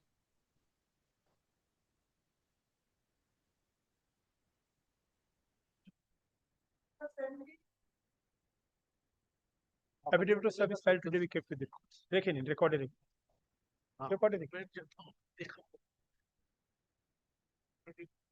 I agree for this. I did one matter before the asked by Chief Justice for that. This is I have told Mr. Sarafwet appears in a matter. If he has two matters in a week, means one jungle is destroyed. One jungle gets destroyed. So many papers, man. So many papers. But I think now I have to repeat it from. No. There's some replies. I am challenging show cause notice, Lordship. It's a second round of litigation. Lordship, financial year 23-24, during the course of my business activities, I have purchased goods from suppliers who are registered under GST. They have an active GST and they are filing returns on timely basis. Now, after my supplies I make them bank payment, and all these supplies are covered with e-way bills and e-invoices, which are reported in the government portal on the day of transaction. Because e-way bill, if it is not generated, once I generate an e-way bill, it is reported to the government on that day. These goods are moving through this vehicle. Now, Lordship, subsequently, government goes to these particular suppliers, some of the suppliers, and sees they are not there in their place of business. Subsequently, and they cancel their GST and retrospectively from the date on which they were given registration by the department. Now, department comes up with a report. The report says in my GSTR 2A is, Lordships, an auto-populated statement which my suppliers are filing, their outward suppliers, and it is reporting in my 2A. So the department says because these are the list of suppliers whose GSTN I have cancelled from retrospective effect on account that they are not found today. So you reverse the entire input tax credit along with interest and penalty under 74 that you have suppressed these facts. Lordship, they issued me a pre-show cause notice directly, DRC 1A, under section 74. I replied to them with screenshot of the GST portal giving the dates of filing of return of the suppliers. What I can access, Lordship, is when my suppliers have filed the returns. That is available to any person who can check from the portal whether these suppliers have filed the returns or not. So if I have taken supplies in the month of July 2023, the portal is showing that that person has filed a return for July 23, both GSTR 1 and 3. I attach these screenshots in my reply. I attach all my bank statements marking my payments done, all supply invoice copies, weighbridge copies, and e-way bill copies, all. And I give the reply. The adjudicating authority issues me a show cause stating your reply is not satisfactory. I come before this court. This honorable court says, no, you participate in the proceeding. I prefer an appeal before the Honorable Division Bench. The Honorable Division Bench sets aside the show cause and says, remands the matter to the respondent number 1, the Assistant Commissioner, and says, you consider his reply. Because you have not applied your mind, you have not considered the reply. He has given you all the documents. And you follow what are the judicial precedents in this regard. How can a retrospective GSTN hold me liable to pay reverse input tax credit? Now, what they do, they pass an order. After the division bench order, they say, I am dropping this proceeding. Then they issue me a fresh pre-show cause notice. I reply to that kindly consider my same replies. This pre-show cause notice is issued under which provision? 74.3. It DRC it contemplates 2 show cause notices. Lordship, 74, it says like, if at the pre-show cause stage, if department is asking me to pay and if I pay, the matter gets over. Pre-show cause is what you call an intimation. Intimation, Lordship. Intimation, Lordship. 74. Not mandatory. After 2022, it is not mandatory, Lordship. The word may under Rule 142, the word shall has been replaced with may. But still, department in cases are issuing. In the cases in which they are issuing, it is we are responding in that way, Lordship. Otherwise, not mandatory. Very good. Now, Lordships, I seek a personal hearing also in my reply. If you are not satisfied or you want anything, you call me. Now, basis my reply, they issue me now another show cause.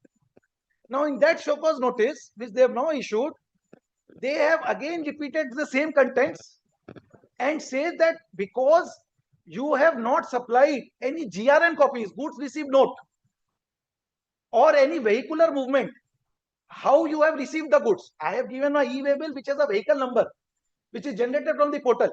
They could have verified from Vahan that whether these goods have moved to me or not. Because it is their portal, not my portal. E-waybill, once it is generated, all documents are with them.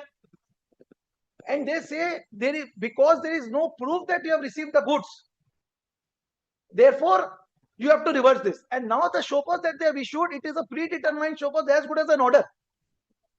They have premeditated everything, and it is a kind of order I will place before your Lordship, the show cause, the contents of the show cause, that they are discussion and finding. They are giving a discussion and finding in the show cause notice, and the finding is that I am liable to reverse. Then, Lordship, my again reply to the show cause becomes an anti-formality. What do I do by again responding to the same? Neither they have given any details as to what was the investigation done against my supplier. If the supplier is not found, they would have done an investigation. Lordship, very critical point to note.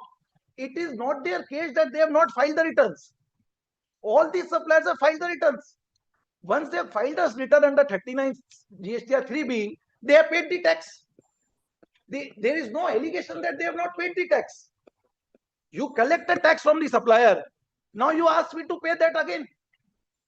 And only on the ground of retrospective cancellation. Lordship, just one judgment, recent 9th October, Honorable Supreme Court was dealing with this matter in context of the Delhi Act. Same parametric provisions. And Guwahati High Court has, in GST has considered this and in fact read down section 16(2)(c). I'll place that judgment also. Lordship, may I place this judgment? The second paragraph. In these appeals, the short issue that arose for consideration before the Delhi High Court was whether the benefit of ITC is allowable to the registered purchase dealer who paid taxes to the registered seller dealers in terms of invoices raised by them, even though those seller dealers did not deposit the collected tax with the government. In fact, this is a case on a more worse footing that the suppliers had not paid the tax also. My case, there is no allegation of non-payment, Lordship. It is only a case of retrospective cancellation. There is no dispute that on the date of transaction, the seller dealers were registered with the department. However, after the transaction, the registration of those seller dealers was cancelled and they defaulted in depositing the tax collected by them from the purchaser dealers. The High Court, by impugned judgment and orders, found respondent bona fide purchaser dealers who had paid taxes in good faith to the registered seller dealers and therefore entitled to benefit of ITC and accordingly allowed the said benefit to them after due verification of invoices. A similar issue arose for consideration before the High Court on Quest Merchandising India versus Government of NCT reported in the context of provisions of 9(2)(g) of the Delhi Act. Section 9(1) of the DVAT Act permits ITC to a registered dealer in respect of turnover of purchases occurring during the tax period where purchases arises in course of his activities as a dealer and the goods are to be used by him directly or indirectly for purpose of making sales which are liable to tax under Section 7. Lordship, this is perimeter to Section 16 of our CGST Act. Subsection 2 of Section 9 sets out the conditions under which ITC would not be allowed. Clause G of subsection 2 of the Section 9 made ITC benefit available to a dealer only when tax paid by the purchasing dealer has actually been deposited by the selling dealer with the government or has been lawfully adjusted against output tax liability and correctly reflected in the return filed for the respective period, which is 16(2)(c) of our CGST Lordships. Reading down clause G of subsection 2 of subsection 9 in on Quest versus Reading, the Delhi High Court held. I am not taking the trouble to read that. I may kindly take para 6. The aforesaid decision of the High Court was challenged before this court in special leave dated this. The said special leave was disposed of without interfering with the order. In light thereof, as we find there is no dispute regarding the selling dealer being registered on the date of transaction, and neither the transaction nor invoices in question have been doubted, based on any inquiry into veracity, we do not find a good reason to interfere with the order of the High Court directing the grant of ITC benefit after due verification. The appeal lacks merit. This was a revenue appeal, Lordships. It was decided in the last page on 9th of October by the Honorable Supreme Court. In the record of proceedings. Lordship, there are, in my case, they have now predetermined. Even when I have satisfied them with e-waybill copies, weighbridge copies, weighment slips. Now they say GRN. Lordship, GRN is not a statutory document. Goods receipt note is for big companies who are working under SAP environment. They have that system of GRN in and out. A normal dealer, a normal manufacturer may not have a GRN concept because it's an accounting concept. The law under Section 35 accounts and records never requires these things. The law says accounts and records has to be maintained. I am maintaining my purchase invoices. I am maintaining my bank statements. I have given them the weighbridge slips also. E-waybill copies. What more as a dealer, as a recipient, I can give to prove my bona fide? Show me the Lordship, Lordship, I will take your Lordship to the series of documents which I started. দিদি একটা এটা কেটে দিন না কেটে দিন পুরো আলাদা করে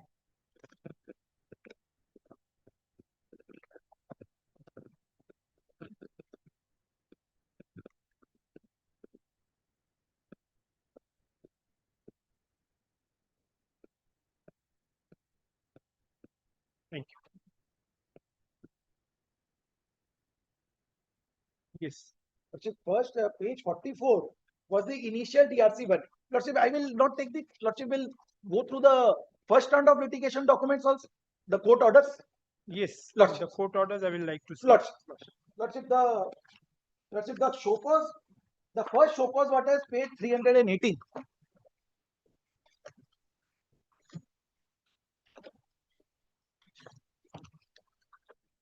(318) is the DRC01 Lordship, which is the summary, and the detailed show cause starts with Lordship.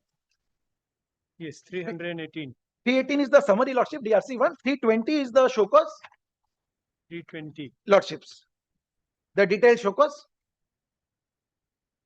And it goes up to 322.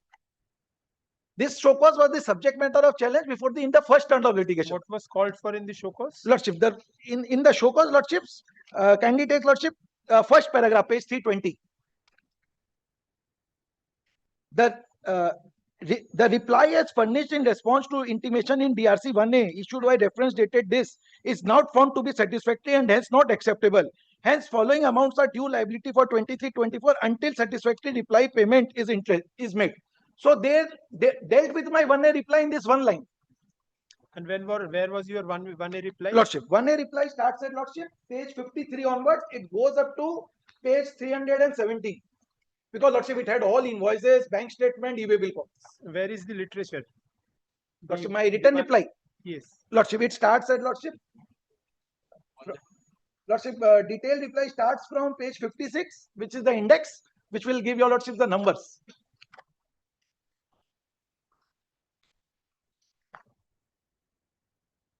Page 56, Lordship. Yes. This was the index filed with the reply to the pre-show cause, Lordship. 2 to 15 is your 2 to 15, Lordship, which starts at page number 59 onwards.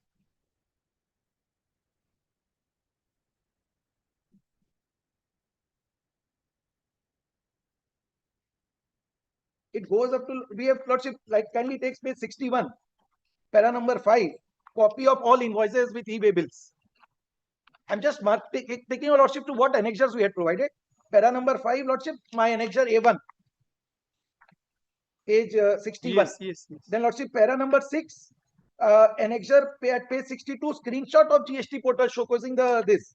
Then Lordship, I rely on certain judicial pronouncements from page 63 onwards.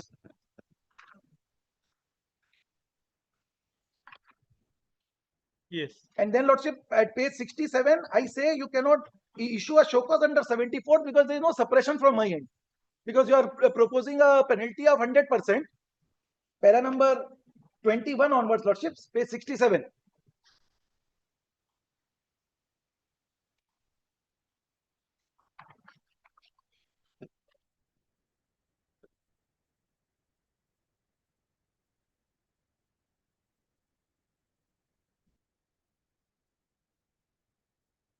In page 68, Lordship, para 25, I explain what is the definition of suppression as given in explanation 2 to 74 and why my case does not fit into that.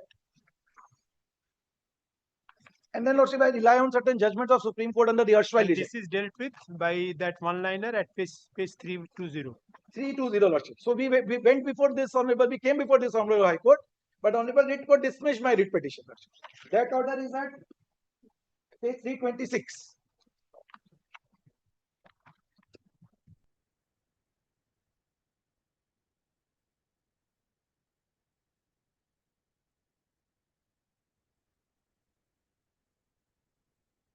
Next at P6, 326, Lordship. Lordship, the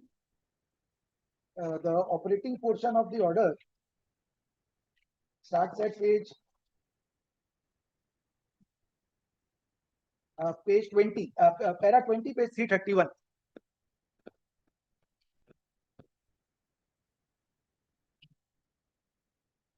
And 21, 2 paragraphs, Lordships, after the discussion.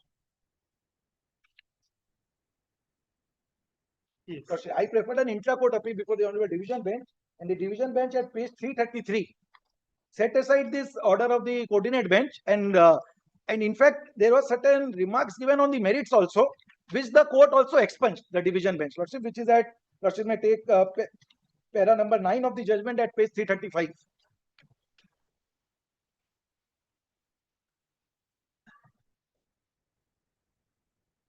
It stands vacated. Now, Lordship, then the department, it page 336, passes an order. Drops, stating as in terms of the order of the Honorable Division Bench, 337 they have given. Then, Lordship, 338, they issue a fresh intimation.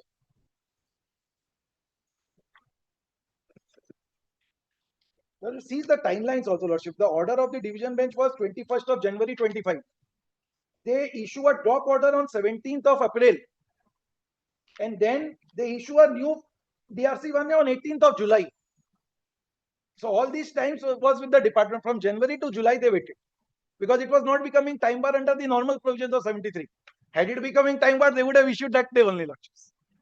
So 338 is the same DRC1A which they have issued earlier. Exactly the same. The detailed DRC1A starts at 340.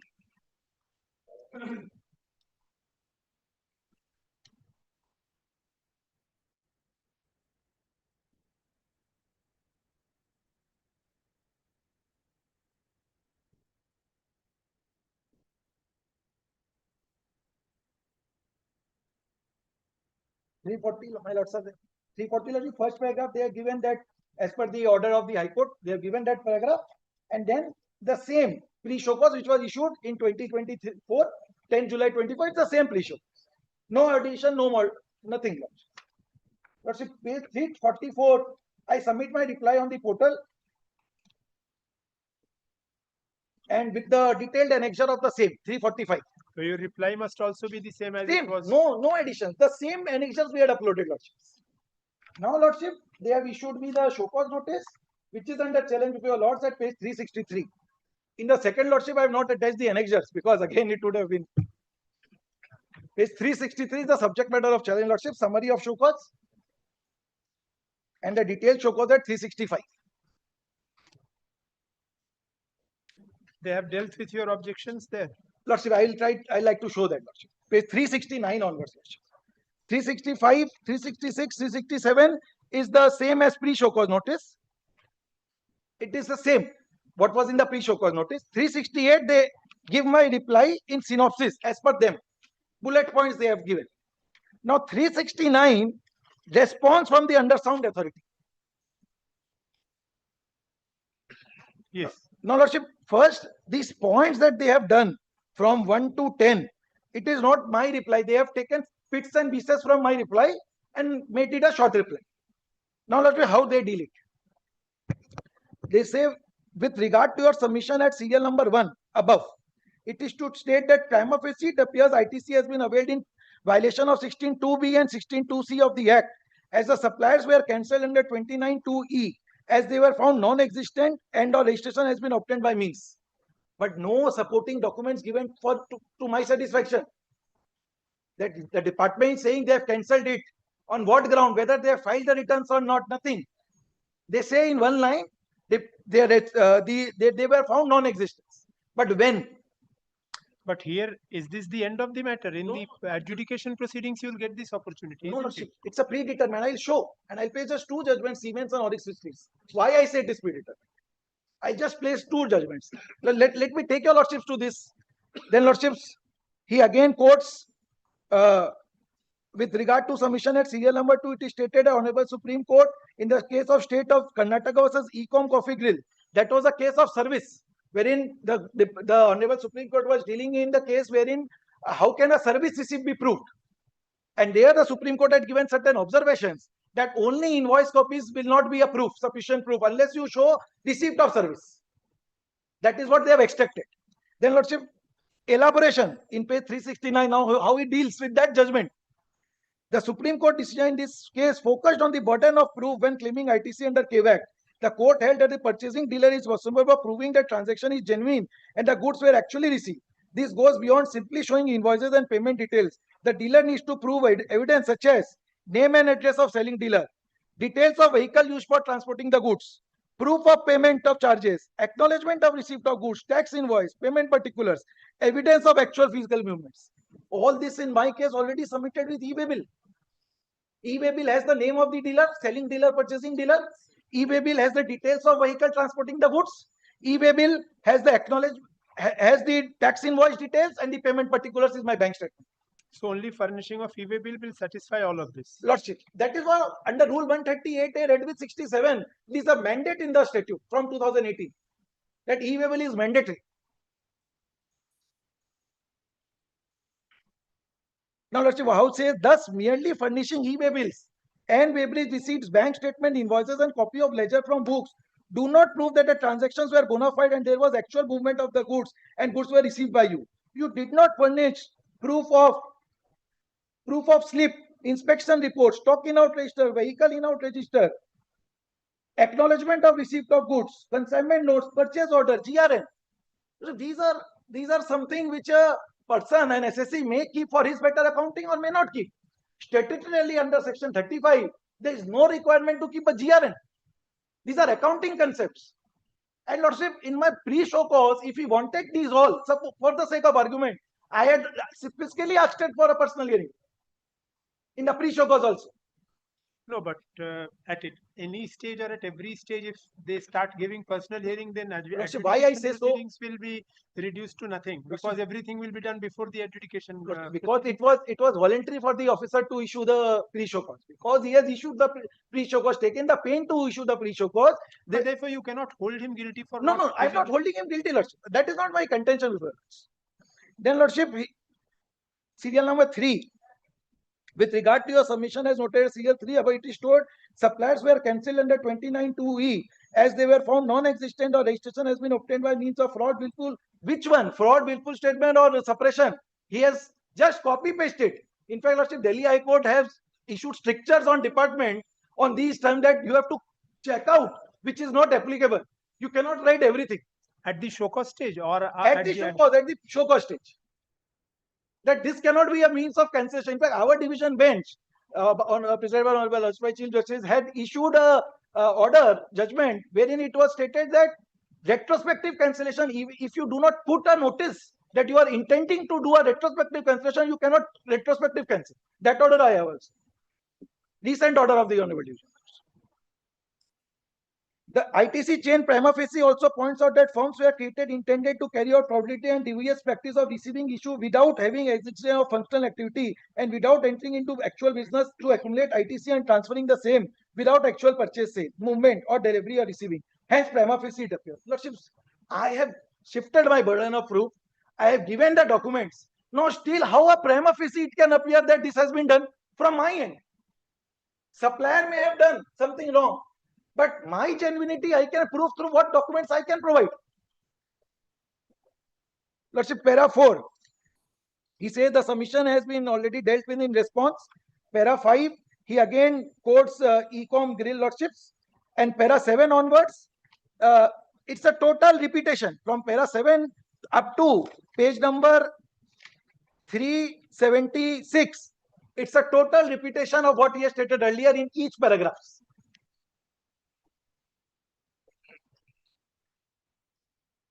Where is my lordship? Where is my guilt?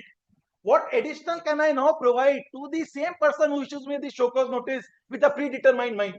What adjudication now I can participate, lordships, when he has already made up his mind that these documents are dead? And then, lordships, he has dealt with this judgment of Calcutta High Court at serial number 9, page 371, which we had referred in our reply. But this is exactly what he has stated earlier also. In all paragraphs, he has stated the same thing. Lordship, para 9. Reliance was placed on the decision of Division Bench of Calcutta High Court in case of this. The Honorable High Court, in a judge bench decision, ruled that transaction could not be automatically deemed invalid solely because supplier registration was cancelled retrospectively. The court emphasized that adjudicating authority should consider the impact of retrospective cancellation on purchasing dealer ITC claim and whether purchasing dealer could prove the movement of goods. But in the instant case, merely furnishing of e-waybill and waybill receipt, bank statement, invoice, and copy of ledger from books do not prove transactions were bona fide. But then am I not then invited to venture into the merits of this case? No, lordship. At the show cause stage? No, lordship. I do not intend that this honorable court should go. But lordship, my only point is now this particular adjudicate show cause is a better case. The earlier division bench order which you just now showed, lordships, had given you a chance because your reply at the pre-show cause stage was not dealt with. Lordships. So rightly or wrongly, they have dealt with a reply. They have given a reply in reply to what you have what you had before them. That is what lordship. Now Supreme Court says that it is now predetermined. So an adjudication. No, but that is cutting both ways. If they don't give a reply, they become guilty of being silent. I get your point. I vote on to that, lordships. I will prove. I will prove what I. My lord, this is not a proof. My lord, because here also it's all prima facie. But it's not prima facie. He has stated that your documents are irrelevant. Lordship, no authority can give a reply to his satisfaction. He doesn't want the I'll proceedings. come to you, Mr. Chakraborty. Let him finish. Lordship, kindly see what are his wordings in the issuance of show cause. I've seen it. So, lordship, no, if the same person. Satisfy me on this as to where is the jurisdictional error. See, in show cause. I mean, lordship, I got your cases. Lordships. Definitely, predetermined mind. If you have, if you can show that the authority has treated the matter with a closed mind, and that he has reached an order or reached a stage where from or which gives a smell to the person concerned that he has nothing else to decide, he has already decided it. Therefore, the show cause and the proceeding will be an empty formality. The decision which could be taken has already been taken. In such a case, yes, writ court that is can my only intervene, plea and but I will satisfy. that is the 99.9% left margin. After that only you tread into that territory. In most of the cases, the High Court intervenes only when it is shown that the notice issuing authority has issued this notice without jurisdiction. There is an inherent lack of jurisdiction. There is a jurisdictional error. Now, there are two errors. If there is a jurisdictional error, I will intervene. But if it is an erroneous exercise of jurisdiction, I will not intervene. Lordship, I vote. Lordship, may kindly, I'll just place these paragraphs, which will show that it's a error. Lordship. You have to distinguish that it is an error without jurisdiction and not an erroneous exercise of jurisdiction. Lordship, I will try my best, lordship. If he has jurisdiction, He has jurisdiction to decide rightly. He has jurisdiction to decide wrong- wrongly also. wrong. But But for all- wrong jurisdiction, appellate forum is there. Lordships. But for error without jurisdiction, you can approach That it. is why I come before this court only on the ground that predetermined, not anything else. My only plea is that only, Lordships. Lordship, may kindly take page 371, last 3 lines. I was reading, Lordships. Yes. As regards the case referred, it is to state that the suppliers were cancelled retrospectively under this sect, as they were found non-existent and registration has been obtained by means of fraud, willful or suppression. Thus, if the firms were non-existent, how could they have supplied the goods as claimed by you? Well, I stop here. Department given them registration, they have filed their returns, they have paid taxes in 3B. Now, Lordship, asking me how could they have supplied goods as claimed by you? I have given the e-way bill copies. What more I can give today, Lordships? E-way bill is a proof of movement of goods. He says, if they were cancelled retrospectively, if the firms were non-existent, how could they have supplied the goods as claimed by you? Lordship, what more I can provide when the particular assessing officer who has issued the show cause and who will do the adjudication, the personal hearing also, he says because it has been retrospectively cancelled, they have never supplied you the goods. It is not a prima facie observation. He says it is concluded. You have never received the goods. This is his finding in my response. So if he has already found that I have never received the goods, then what more I will do by participating in adjudication before the same self authority? Then, Lordship, further,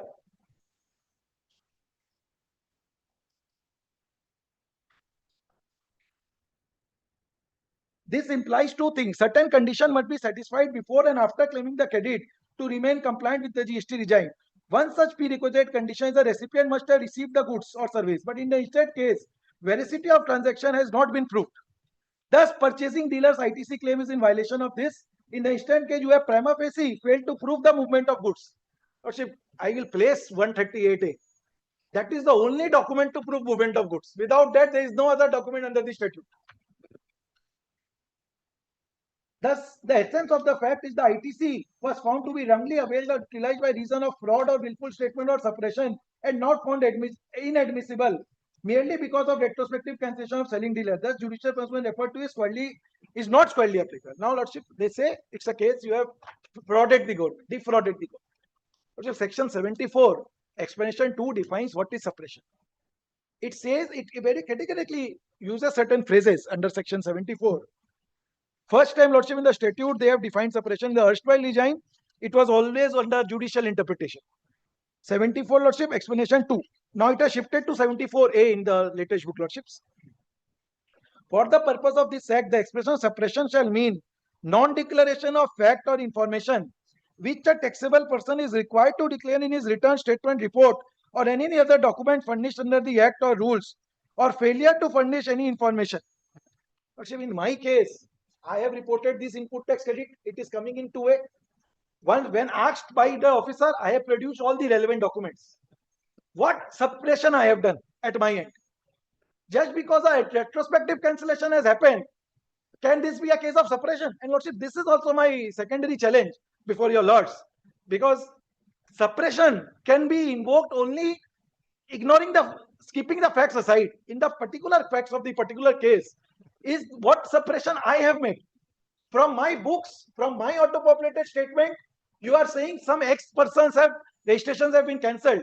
So how I could have suppressed something? Those persons could have suppressed that they have taken illegal registrations, and the department itself have given the registration. So the case which has been made out against me of suppression is also totally untenable. They have not given any evidence as to how I have suppressed. Just merely I am purchasing goods, so I have suppressed the fact. Whenever they have asked for the document, I have submitted the document. Whatever to that extent. After that, they have never asked for any further document. And they say, because of this, you have suppressed. Yes, next. Lordships. Now, Lordships, all these judgments, they have quoted the same paragraphs, but only 74, what they have relied, Lordship, I'll just take your Lordships. Lordship, page 376.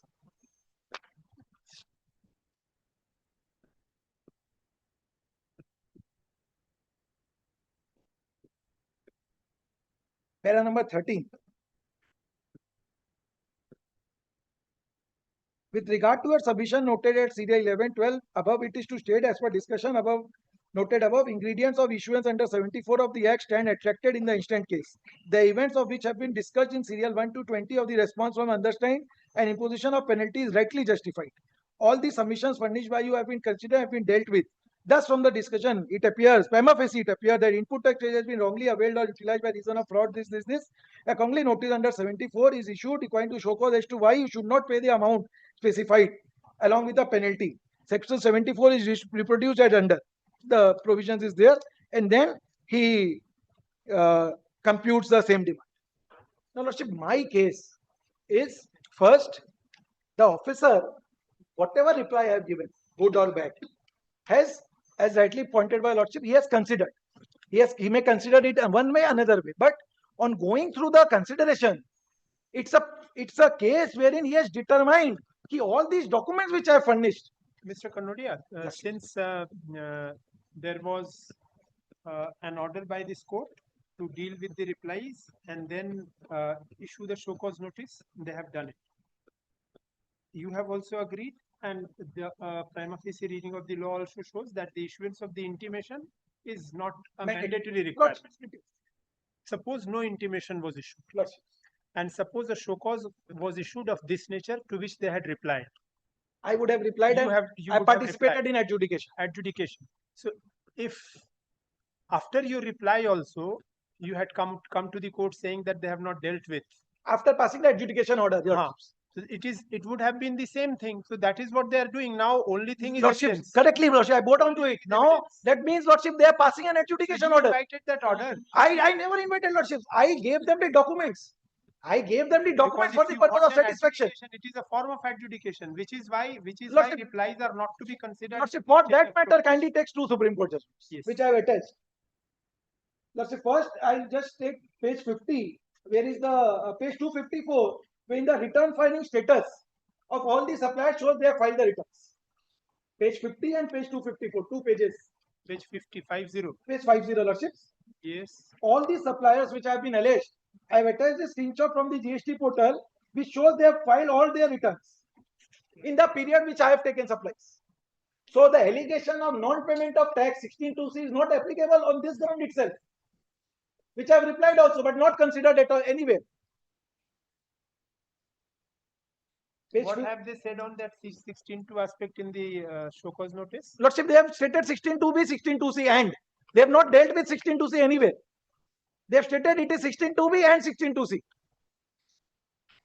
But how that page? Lordship, in the show cause? Yes. Lordship, from their response. Paragraph 6. Lordship, page 369, para 1. Response from the underside. It says, with regard to submission, it appears the ITC have been in violation of 16(2)(b) and 16(2)(c) as the supplier were retrospect. Only this. Everywhere they have stated this one.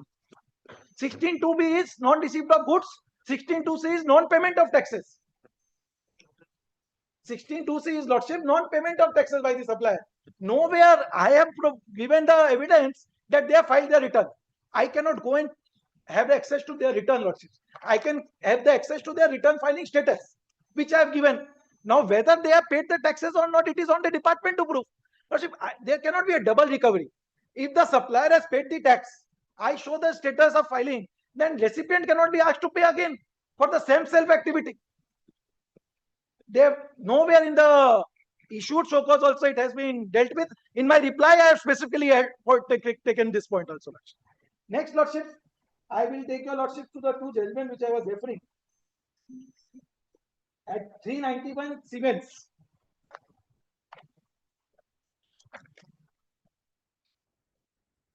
(391). 391.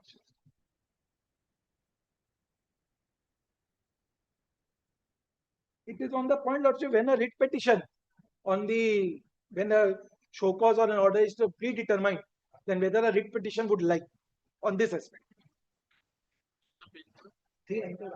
Leave granted, where whether the High Court in exercise of its jurisdiction under 226 of the Constitution would interfere with a demand directing payment of cess is the question in this appeal, which arises out of the judgment of order dated 8/7/5 passed by the division bench of the High Court of Judiciary at Bombay in writ petition. The appellant is a multi-location company. It has factory and godown at this It pays cess for the goods supplied for the said factory in terms of provisions of Bombay this Act.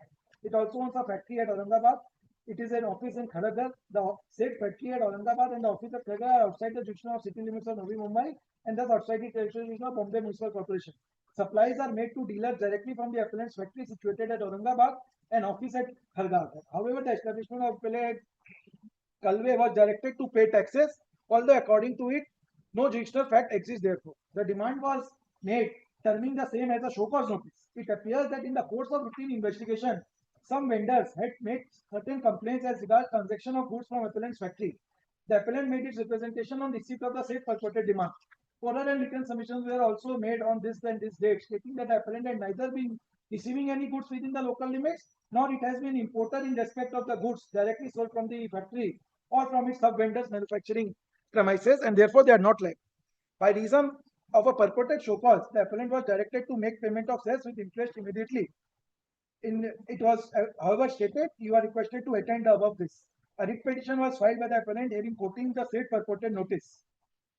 7. Before this court, a counter affidavit has been filed where, although inter alia it was contended that the said show cause cannot be termed as an order determining the rights and obligations of the party, it was clearly stated. I say that the show cause notice dated this to the SLP indicates the respondent corporation has been deprived of lawful recovery of cess on the said goods imported in the jurisdiction of the respondent corporation. I say that such evasion of cess is in huge amounts and it is perfectly within the rights of the respondent corporation to call upon the parties involved in the transaction to arrive at the exact finding.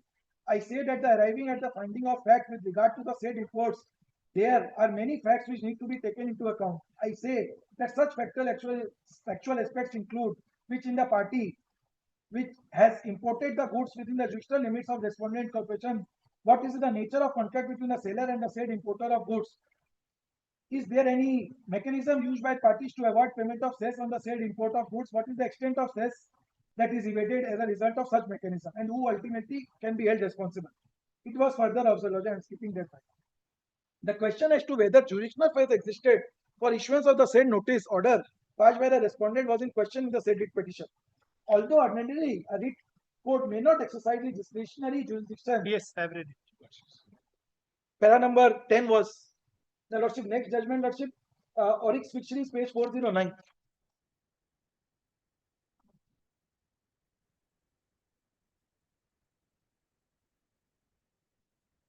The relevant paragraph, Lordship, para 28.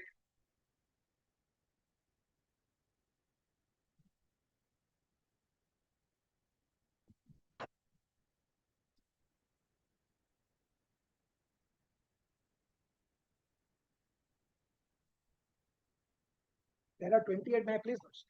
Just. Lordship.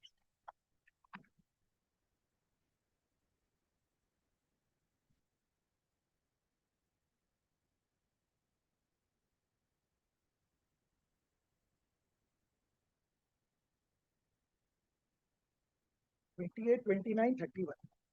Once the Lordship says, then I will please.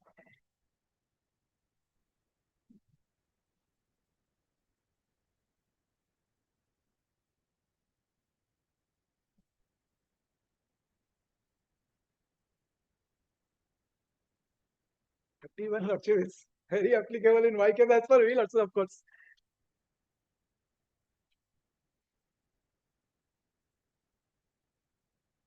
Yes, seen it. Lordship. Then, Lordship, on this fact of retrospective cancellation. Page 412. 412, Lordship. Paragraph 21. 21. For a proper appreciation of the Yes, the show cause has you been just extended. see the underlined portions. This is what weighed with the Supreme Court. Supreme Court has said that the underlined portions reveal. Lordship. At the meeting, it was convincingly proved. Lordship.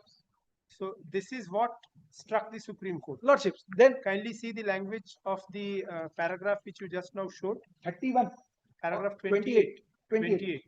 It is in no doubt at the show cause stage the person proceeded against must be told the charges against him so that he can take his defense and prove his innocence. It is obvious that at that stage the authority issuing the charge sheet cannot, instead of telling him the charges, confront him with a definite conclusion of his alleged guilt. Yes. If that is done, as has been done in the case, the entire proceeding issued by the show cause issued. Now, Lordship, in my case, why I say this is applicable? Why? I say so because, Lordships, under the scheme of the Act, Because all these cases, Mr. Kanodia, where Facts. show cause was issued, show cause was not required to deal with a reply. How else will a person deal with a reply? If you are issuing a show cause, you are issuing a show cause only intimating the person concerned about the charges that are being framed against him. The moment you are asked to deal with the reply to a show cause notice, you have to deal with it by giving some substance to the reply that you are making in answer to the show cause. But Lordship, this is Now, not a show. But Lordship, I had given because a the reply to the pre-show cause. division bench asked the authorities concerned to consider your reply and then issue the show cause. So they had to deal with it. They have dealt with. Now that dealing, Lordship may kindly treat this an order. I will go to appeal instead of again participating before the same officer who has already determined that this is payable because these documents to his satisfaction is not okay. To his satisfaction that I have not received the goods because I have not given GRN copies. What has been dealt with by the officer, learned officer? Very well. And on the and Lordship, couple of judgment with our court regarding these cases of retrospective cancellation, what action has to be taken by the department? Just two judgments I will show.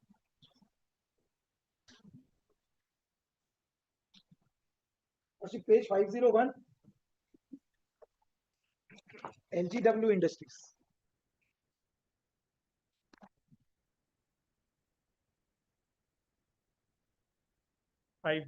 Lorships.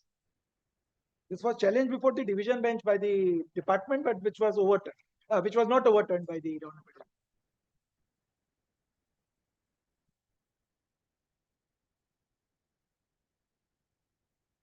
The para number 10 and 11 is the finding of the learned court.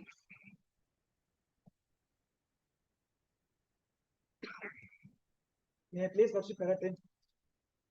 No, I'm reading. Lordship para 10, whether the transaction and purchases were made before or after the cancellation of registration, and also consider compliance of statutory obligation of verifying the identity of the suppliers. If it is found upon considering the document that all purchases and transactions in question are genuine and supported by valid documents, and transactions in question were made before the cancellation of the registration of suppliers and after taking into consideration of the judgments.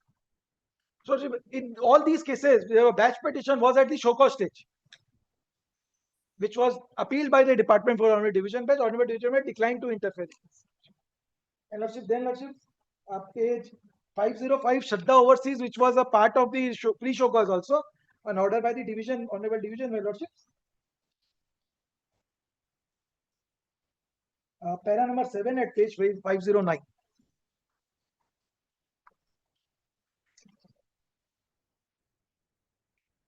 Para number 7, Lordship, page 50. After noting these facts, the appellate authority straightaway refers to the action taken by the authorities, wherein two separate inquiries were conducted in the business premises, and the inquiry was conducted on this and this. Admittedly, the transaction done by the appellant was in October. Thus, to conclude that the other end dealer is a non-existing dealer, there should be material to show that on the date when the appellant had transactions with him, there was no valid registration. If the cancellation of the registration on the other end, on the issue of retrospective, which I dealt with in my response when I gave, that see, these all are valid dealers. They have filed their 3B, and they have made the payment of taxes to that extent.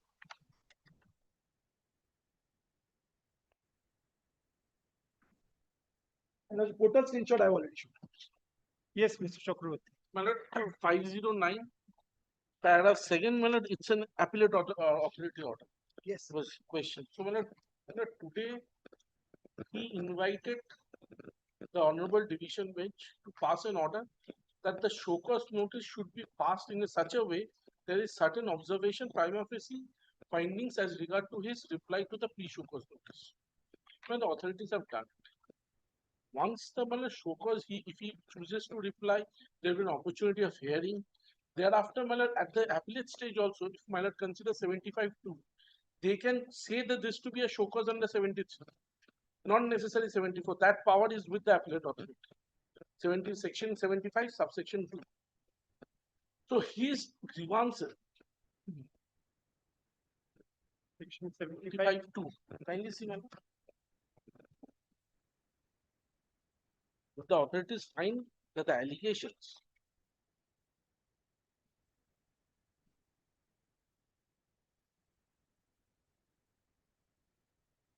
were an any appellate authority or appellate tribunal or court concludes that the notice issued under subsection is not sustainable for the reason that the charges of fraud or any willful misstatement or suppression of fact to evade tax has not been established against the person to whom the notice was issued, the proper officer shall determine the tax payable by such person, determine if the notice was issued under subsection 1 of section 73. So, it is always there. He is saying this cannot be an allegation under 74. Kindly considers this. There has to be a prima facie opinion. If I today do not give any findings, what had fallen from lordship, if I do not give, then I am in violation of court's order. There has to be a prima facie. It's the ball starts rolling after the issuance of show cause notice.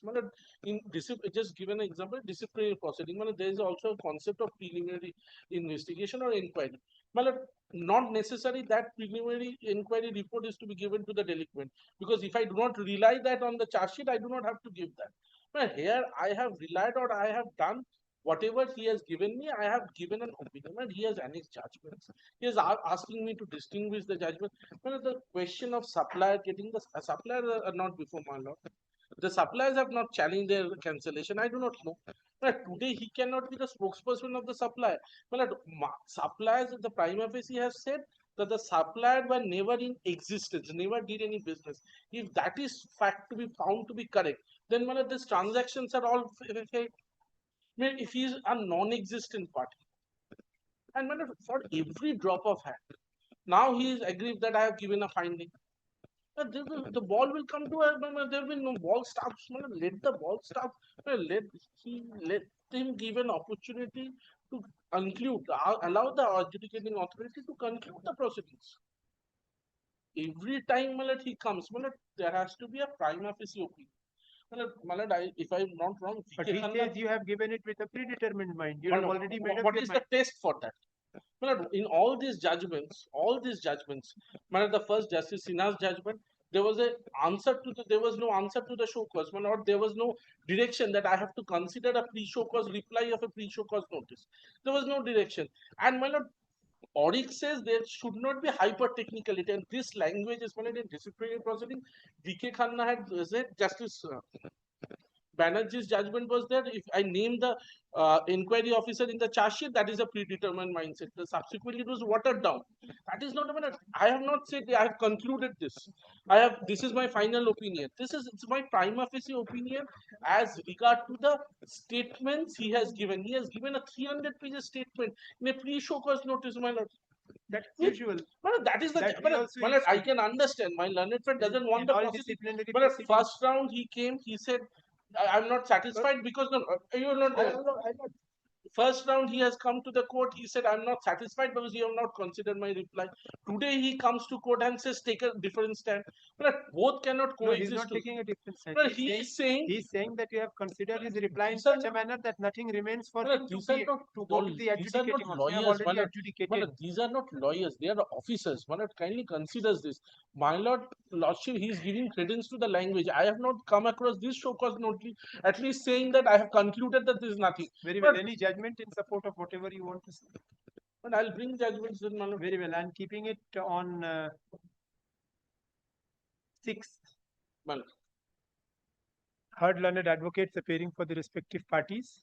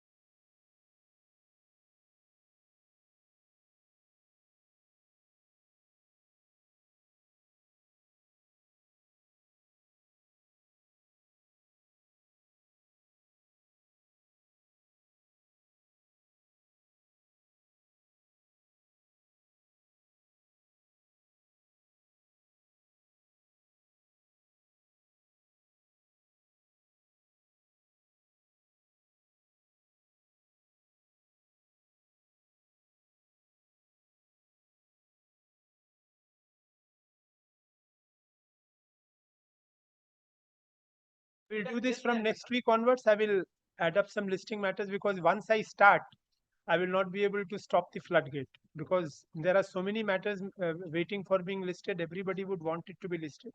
So let us see how far I can proceed this way. It's a slow court, but still let us see. The next week I should try one. What is the for extension of entry order item number 1? Minor regarding the article number 1 will already for exceeding ভুল করে এসছে না entry order আছে না March 26 অবধি আছে তো লিখে নিন অর্ডার রেকর্ড করে নিন এসছে যখন ভুল ভাল করে এসছে এটা বসেও লিখতে পারেন বড় অর্ডার হবে না আচ্ছা this matter is wrongly appearing under the heading extension of interim order. Full stop.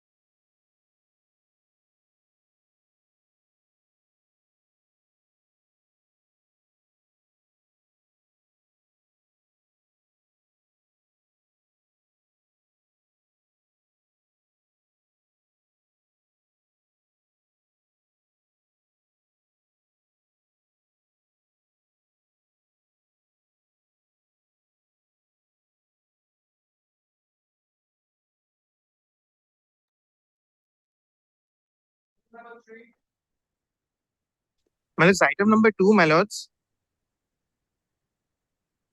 Yes, this is also wrongly listed, my lords. Yes, Item yes. number 2. Yes, we have passed it. It will appear again on 10th of November for hearing.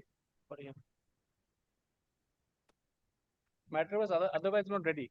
Yes, so it is appearing for hearing on 10th. Lordship, in this matter, Mr. Arjuk Dottu is appearing. He's coming. Kindly give short pass over. Who is appearing for the petitioner?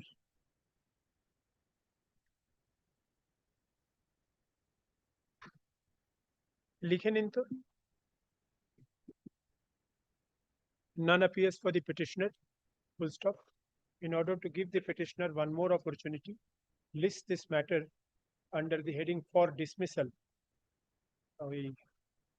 tomorrow.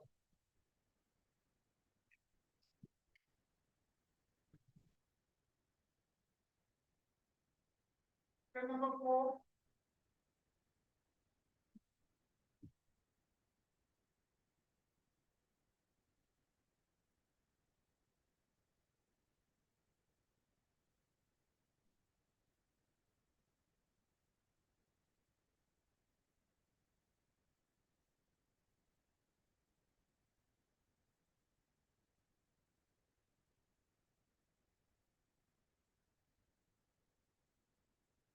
Yes.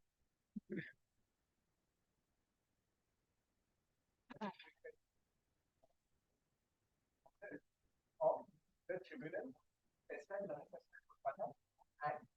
also have challenged an order in return, which is under customs law. Now, I briefly explain. But order in original, is it not an appellable order? I had read the passed an order against which that here. Well, I just mentioned before starting is that this order in original has been on an earlier occasion challenged before this honorable High Court. As I move on, I'll bring a lordship attention to that point. I'll briefly state what is the facts of the case. This is a case where I, the petitioner, am a supplier of goods, right? During the year 2007 to 2009, I had supplied LDPE plastic granules recycled to India to a company to the ports of Chennai and Kolkata. Right?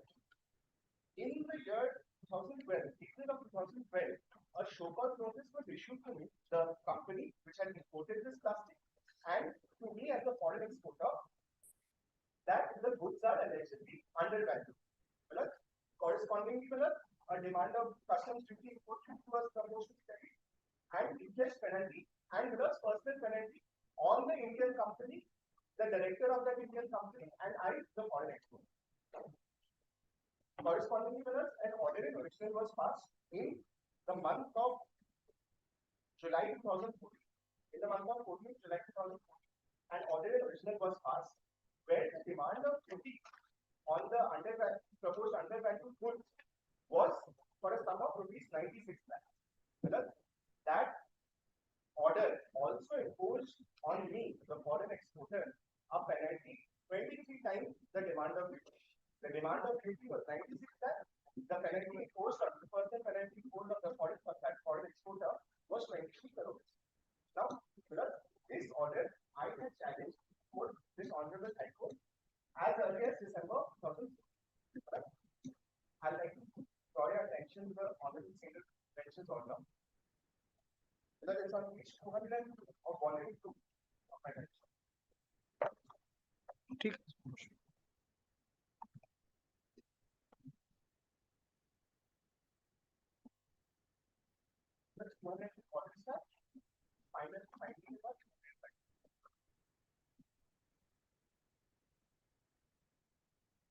It was dismissed.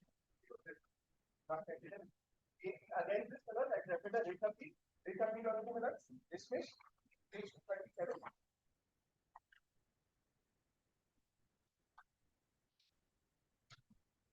Yes. So to Sestat. Now thereafter to Sestat. Thereafter, in the month of February 2020, I filed an appeal before the Sestat along with a confirmation of delay application, but without payment of fee deposit. I filed an appeal. This is the foreign exporter. The company on which the demand of duty had been levied had already preferred an appeal for the other Sestat. Now, the company's appeal, an order was passed in the month of February 2020. In February 2020, the Honorable Sestat set aside the demand of duty, import duty along with interest and penalty on the company. On the point is that the learned Directorate Revenue Intelligence cannot issue show cause notice under section 20. On this question of law, the tribunal held it cannot issue show cause, therefore they set aside the demand of duty, interest and penalty. Against that order of Sestat dated February of 2022, the revenue has preferred an appeal because this is an issue of valuation. Therefore, they have approached the appeal. I am given to understand that it's still pending as on date. That is barred by monetary limit, but that is a separate issue. This occurred in the year 2020. Now, on the 3rd of March, on the 18th of March 2024, this honorable tribunal took my appeal, the foreign exporter's appeal, which I had filed without payment of fee deposit. I just draw your attention what the honorable tribunal said. The proceedings were being continued against you and the company separately, or it was the same proceeding? Show cause notice one, order in original one. The show cause notice proposed to levy demand import duty along with interest and penalty on the company and me for abetting that undervaluation of in the year 2007 and 2009. Now, for me, that's a separate case. Though it was the same show cause notice, same order. For me, it becomes a separate cause. And I had pursued remedy as company had paid the entire amount of duty and preferred an appeal for Sestat. Once the order was 14. That order came to fruition in 2022, when the learned Sestat said that DRI does not have jurisdiction to issue show cause notice under section 20 of the Customs Act. Therefore, the demand of duty is set aside. It came to this conclusion. The subsequent months only the revenue preferred an appeal for Supreme Court. Now, in all of this time, I had preferred an appeal. The foreign exporter, that is Mr. 13 Gold, had preferred an appeal before Sestat to the division bench's High Court division bench order in February 2020. Till 2022, matter kept as on. Now, on the 18th of March 2024, the Honorable Tribunal passed an order.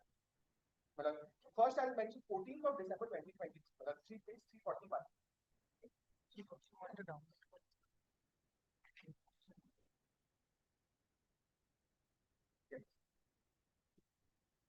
This was the kindly come to page 342, paragraph 5.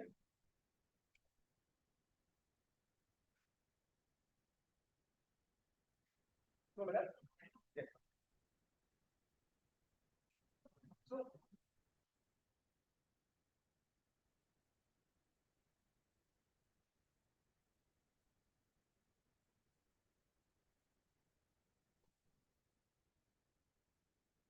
that was kept in subsequent page 343. This is an order of the tribunal, March of 2024. Last paragraph. The paragraph first and second describes that I have yet to be making payment of the pre-deposit. The Honorable Tribunal says that not to admit the appeal till pre-deposit is paid and not to list it for further hearing. Thereafter, on 2 occasions, the matter was listed. The order, those 2 orders is not part of the writ petition, but I had filed a supplementary affidavit as part of the supplementary affidavit.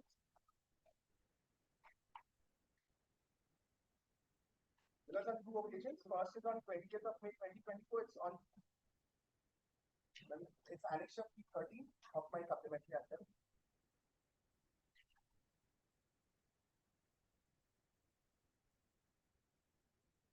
On this date, it has come. On the subsequent page 14, again, it had appeared on 24th June 2024. Over here, they have passed a detail. They have discussed details that I have not yet made payment of pre-deposit. Subsequently, by an order dated 9th of August 2024, which is part of page 54 of volume 1 of my writ petition.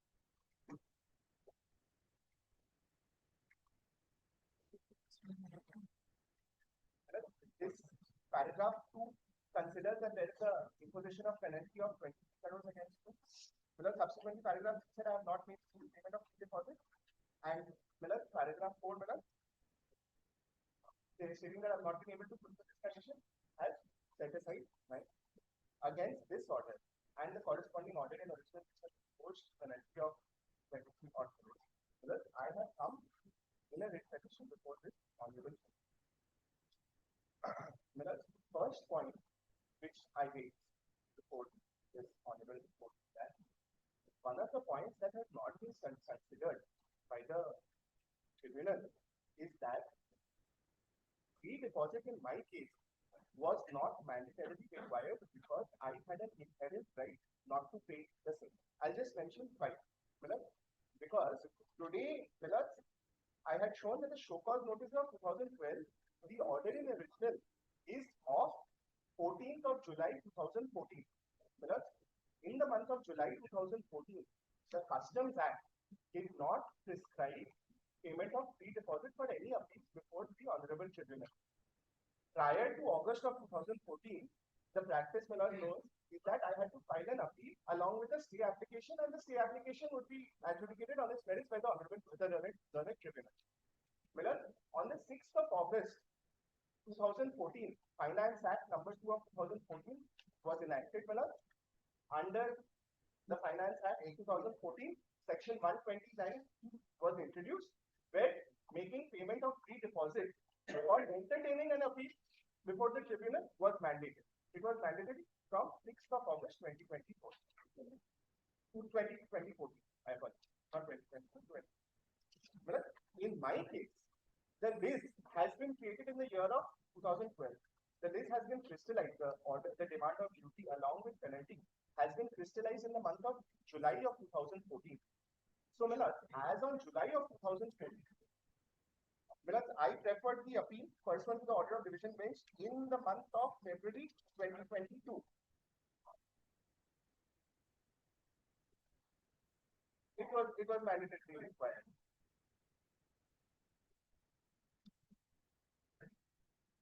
Yes, Well, actually on this point, well, actually there are two sides drawn on this point. Well, I understand that at the date of there is no substantive, there is no inherent right of filing an appeal. It is a statutory right and statute will right and so.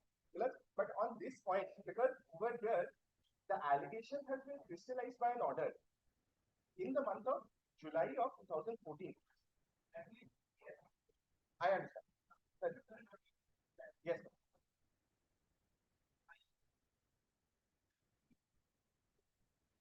Yes.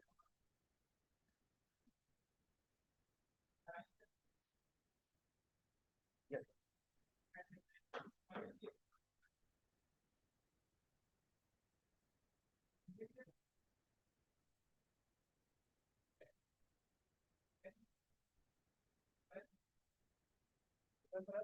Because on this point, there are two sides. There is a question of law, question of law and fact. There's two sides. There is a recent Gujarat High Court judgment which says, which as your lordship written.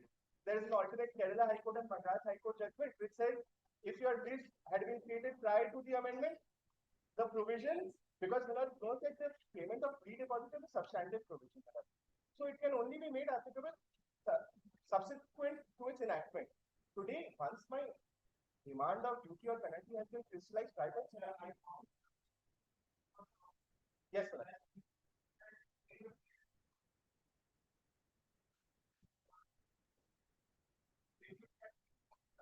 Yes, sir. Yes, yes, yes, sir. I'll just mention the page 237 of volume 2.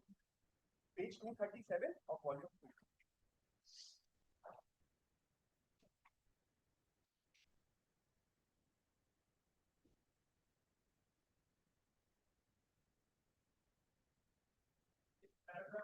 Yes.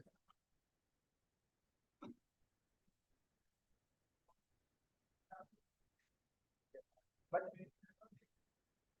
yes. It is December of 2014. Yes, yes, it did that right.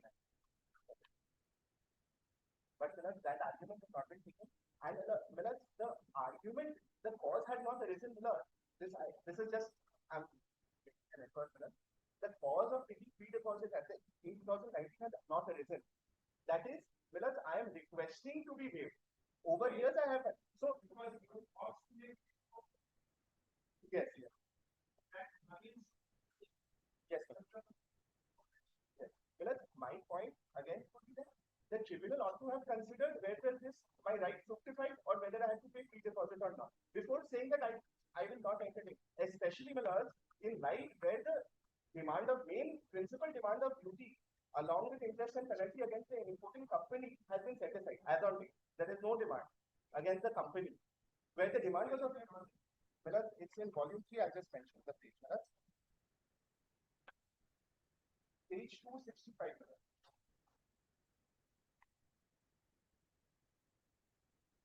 The final finding is on page 285.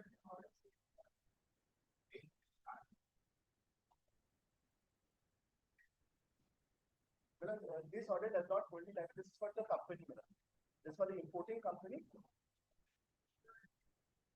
Oh yes, that I just mentioned. That order is on page 170. Page 170 of volume 2.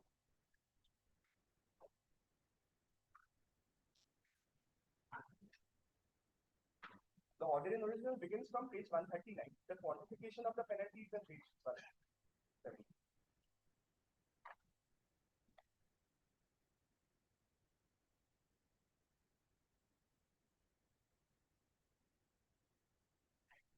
That's page 139.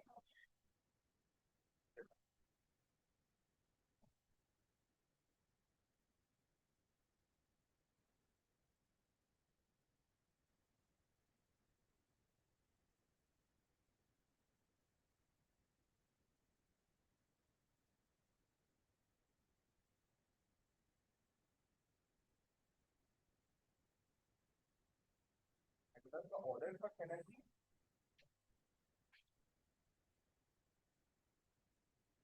It's on page 169.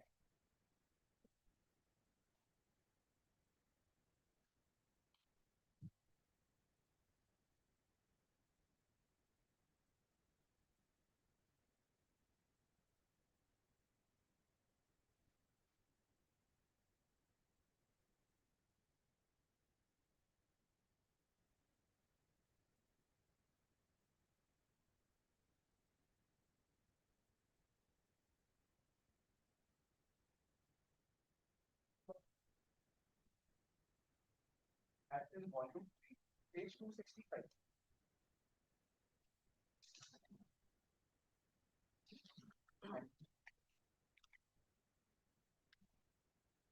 That 265 the orders have the final finding, summary of the finding.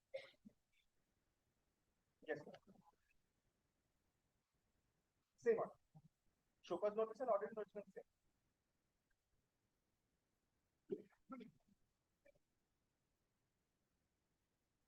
That's which the order of the tribunal? Order of the no, that's not. Yes. But very briefly we have discussed it, but on page 167. The discussion and findings start from page 165.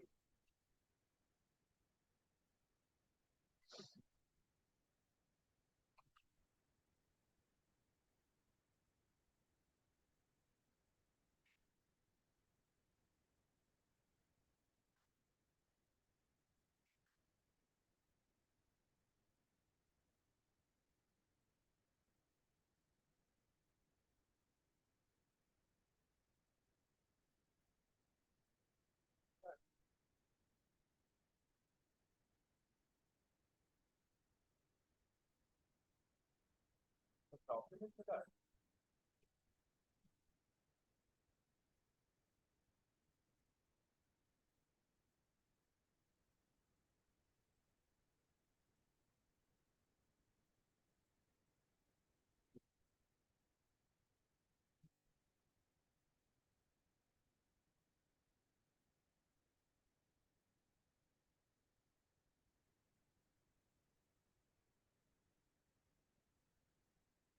the problem is, I have shown a lot on page 165 of the order in original of 2014.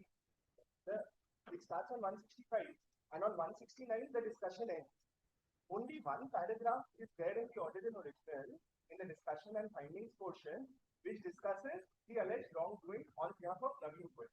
Well, based on that one paragraph of finding in an order, well, I have been subject to imposition of penalty 23 times of the demand of duty. Well, I am not disagreeing that 114 AA and section 112 small a does not have the power. Well, I understand there is power under the provision. My point is, it has been arbitrarily exercised in this case, especially today. I understand. Yes. Yes. Yes. That is the thing.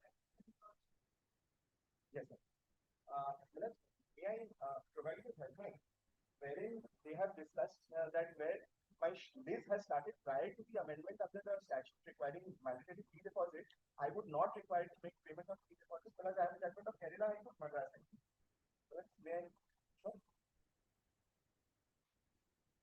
So first is the Kerala High Court, then subsequently the Madras.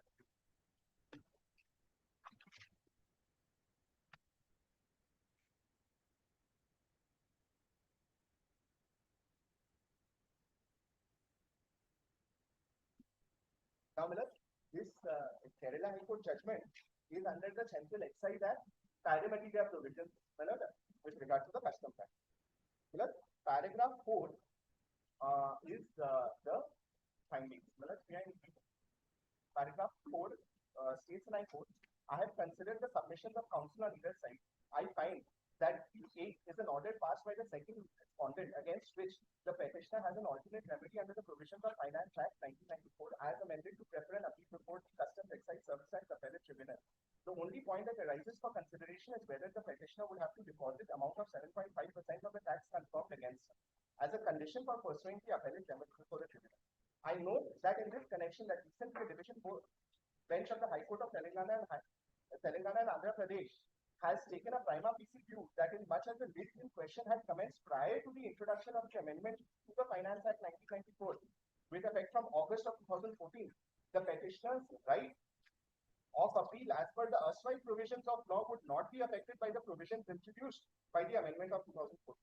Although not expressly referred in the interim order dated 9th of February 2014 passed by the High Court of Telangana and Andhra Pradesh in February so, the view seems to be consistent with the settled law that the institution of a suit carries with it an implication that all rights of an appeal then in force are reserved to the party thereto till the rest of the career of the suit, and further the right of appeal that is preserved to the that the right of appeal is vested is to be governed by the law prevailing at the date of institution of the suit or proceeding, and not by the law that prevails at the date of its decision at the date of filing of the order.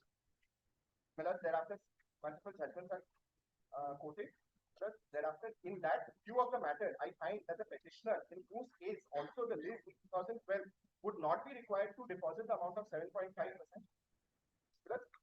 This is a detailed judgment, subsequent to this Fifth Avenue sourcing Madras High Court judgment, which relies on this Kerala High Court judgment.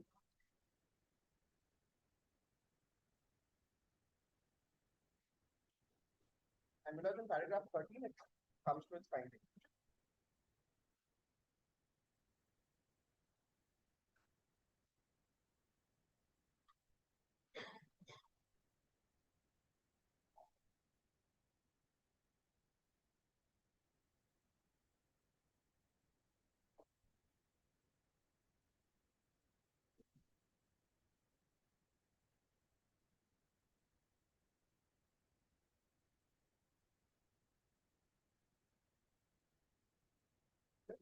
My humble submission before this honorable court is very narrow. That in my case, this point ought to have been considered against my appeal which was before the honorable tribunal as to whether I had a vested right or not, especially in the light of the facts of present case, because demand of duty has been set aside. I am being imposed by such harsh and onerous amount, whether correct or incorrect. But the facts deserve to be looked at.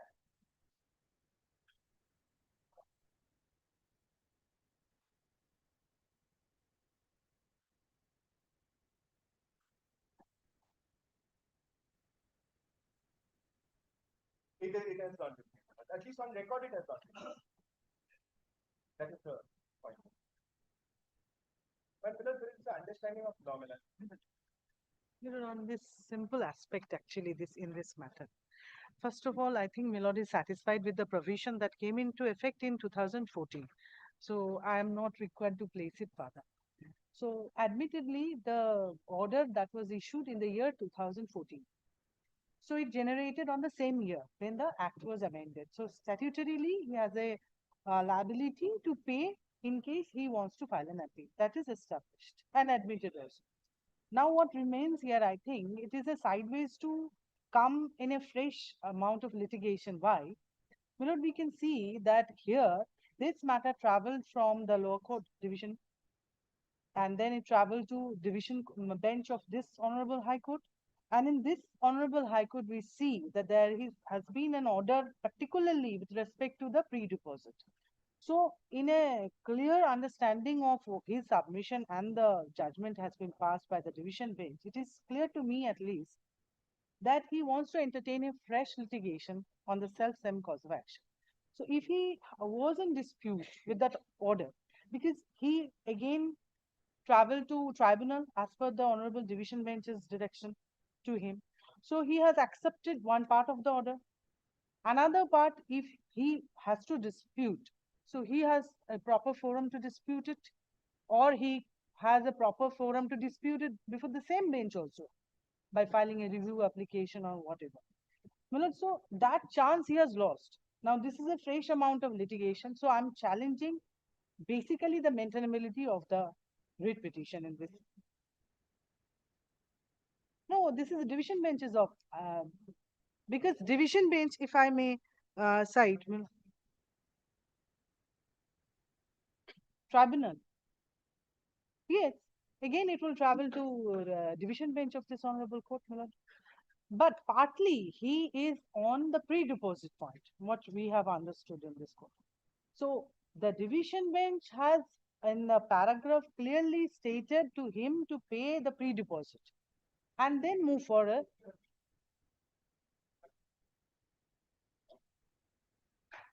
And the pre-deposit aspect he is not accepting. That is the part, Milord. Under Section 150 of the Customs Act, an order of tribunal can be appealed to the Honorable High Court, but it's reserved only in it amounts to final order of dismissal, no doubt. point is that the narrow scope of Yes, deeply obliged. Deeply obliged. a lot has happened. No. Which is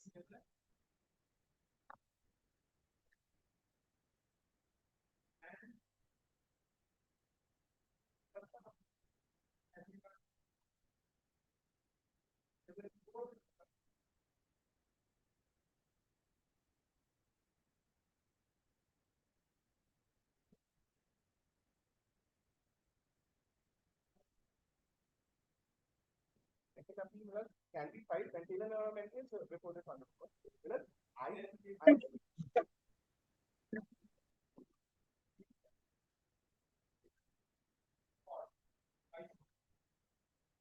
deeply obliged, ma'am. And when it has been considered in a clear words, my lord, it has been considered once. So division bench has been clear of its mind, my lord. That's what.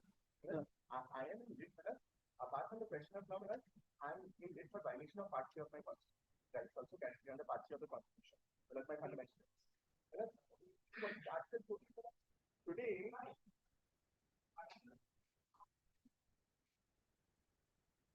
Deeply obliged.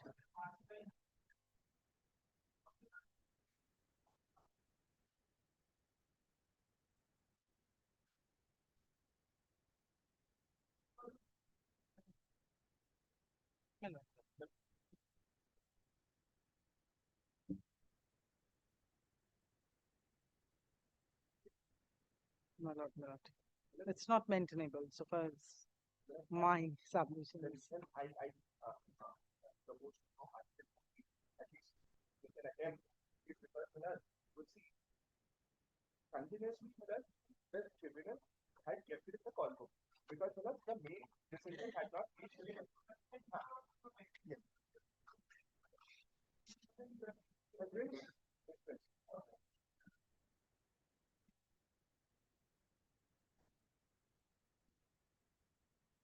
Appeal to High Court, my lord? Appeals to High Court under custom practice under section 130.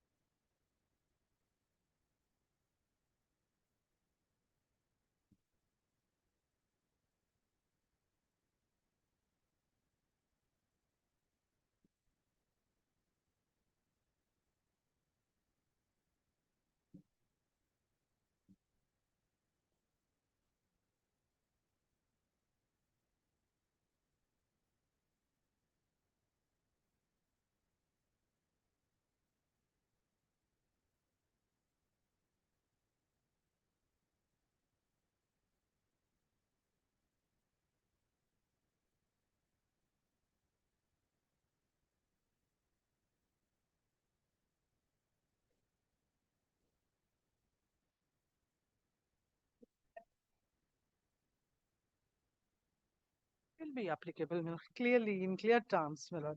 Every order from the tribunal is applicable order, and in spite of that, it has been considered by the division bench. My lord. I understand an option given and He can prefer an appeal, my lord, again now even. Even now I can say with the delay application, whatever I understand. Again, I again make an attempt why I go writ Miller.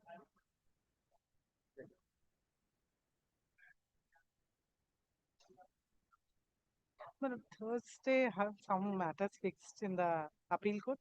Wednesday or any day. Okay, okay. Okay, my lord, I'll take my chance. My lord. I'll take my chance. No food. My lord, my lord, my lord. I'll take my chance.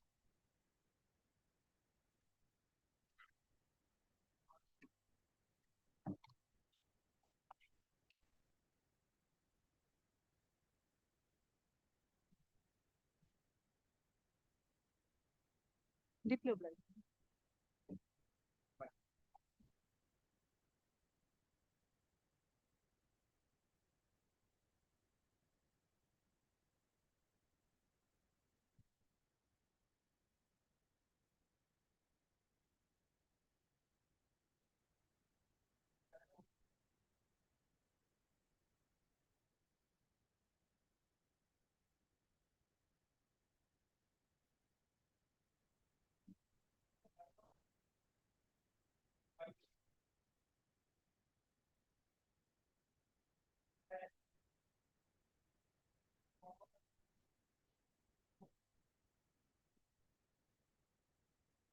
And my lord, it will open a floodgate also. Floodgate also it will open.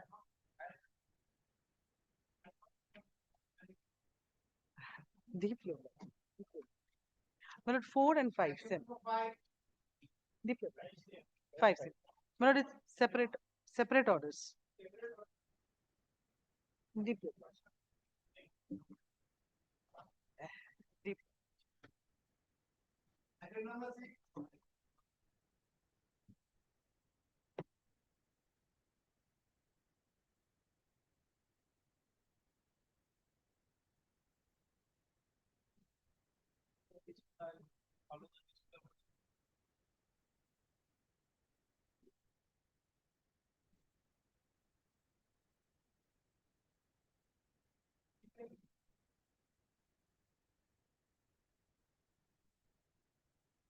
Just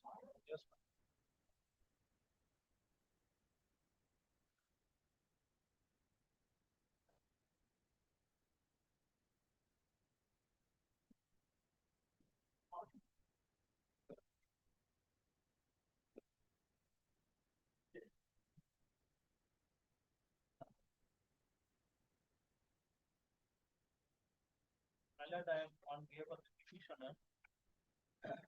All of a sudden, petitioner after 11 years, all of a sudden his caretaker of the gatekeeper received an envelope from the department and which contained some notice and started penalty proceeding without sending any notice, any opportunity being heard. Finally, looking to the page 40 of the petition. Page 40. The envelope they sent by speed post and containing next three annexures directly started the proceeding. Yes.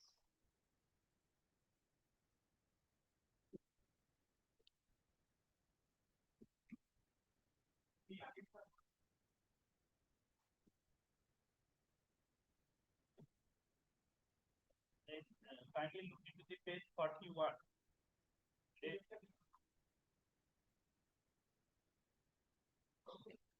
They reopened the case after near to 12 years and without any sending notice, without any proper opportunity being heard to the petitioner, just directly started the impugned assessment order with penalty proceeding and sent it to the petitioner's locked key room with in the hand of his caretaker.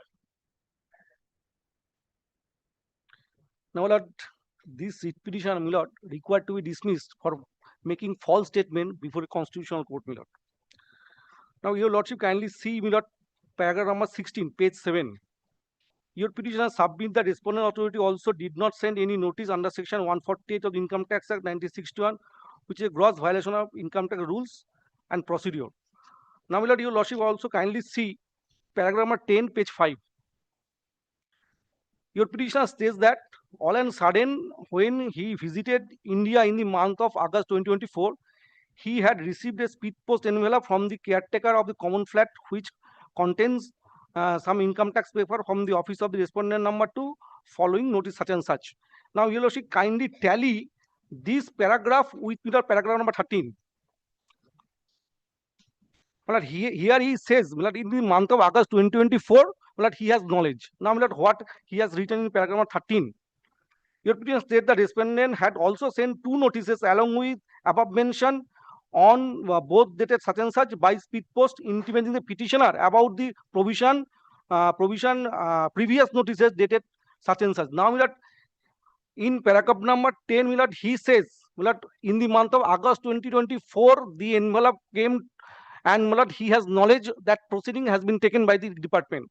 In the paragraph number 13, he has admitted that the notice dated 28 June 2024 he has received. Now, I have taken instruction. All the notices, I have the instruction, all the notices served through his email even for stage of 148 stage. From the 148 stage, notice has been served, he has not replied. Thereafter, just give me 1 minute. 148 AB notice has been served. He has not given any reply. Thereafter, 148 order passed, served upon him. Subsequently, 148 notice issued on 4/4/2022 on his registered email. Thereafter, 142 case was reopened. 148 notice were issued on 4th April 2022.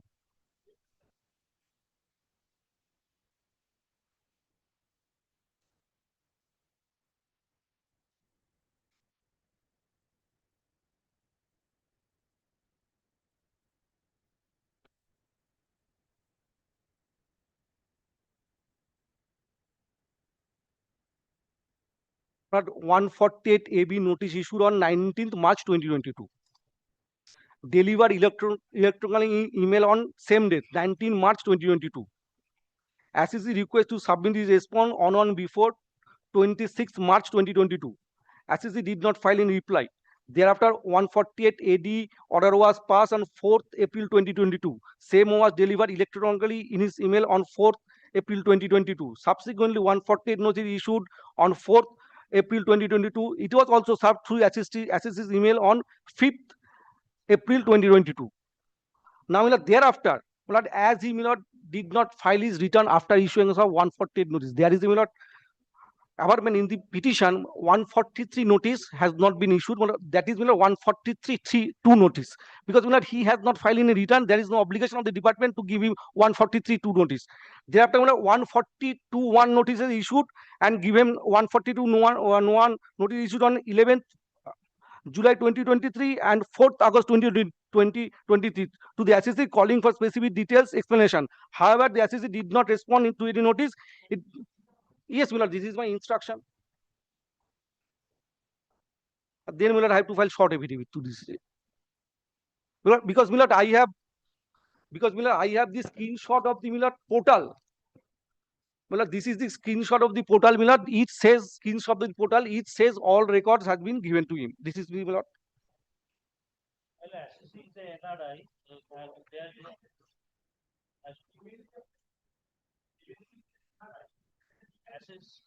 now, in your middle portion subject order. But there is no awardment to the.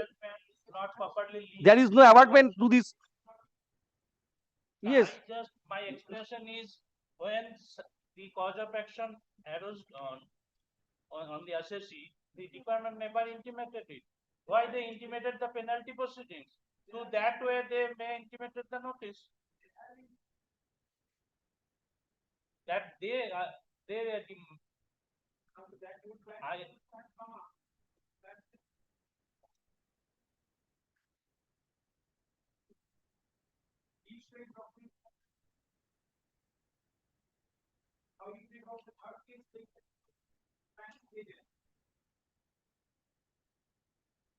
cause of action arose on 2000. Now, each portal says 147 notice or 147 order read with under section 144. It was delivered on 31st.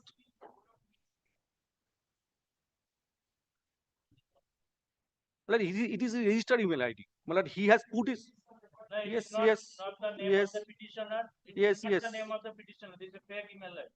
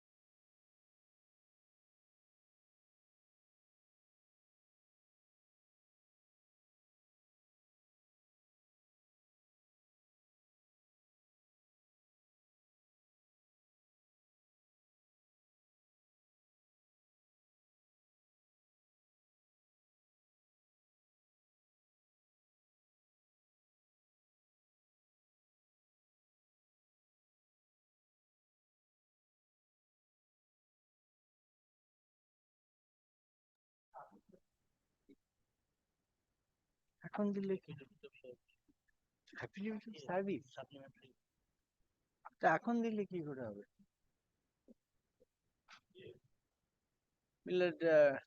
now I have been served with a supplementary affidavit.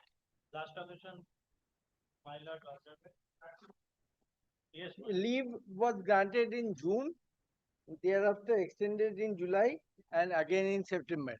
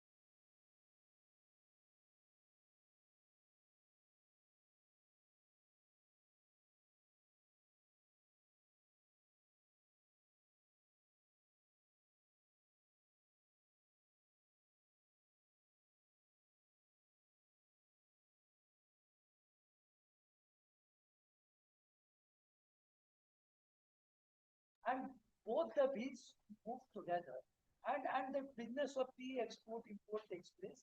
And third wheel also sometimes comes up. This is the foreign exchange department, but it's, all acts operate together when the matter export of takes place. So here, I am a regular exporter of tea, and I have been exporting.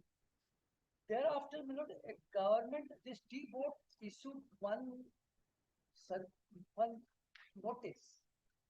That notice where it said this, that in case of export of tea, if it is 100% made by a indigenous, in that case you have to make a declaration that it is a Indian tea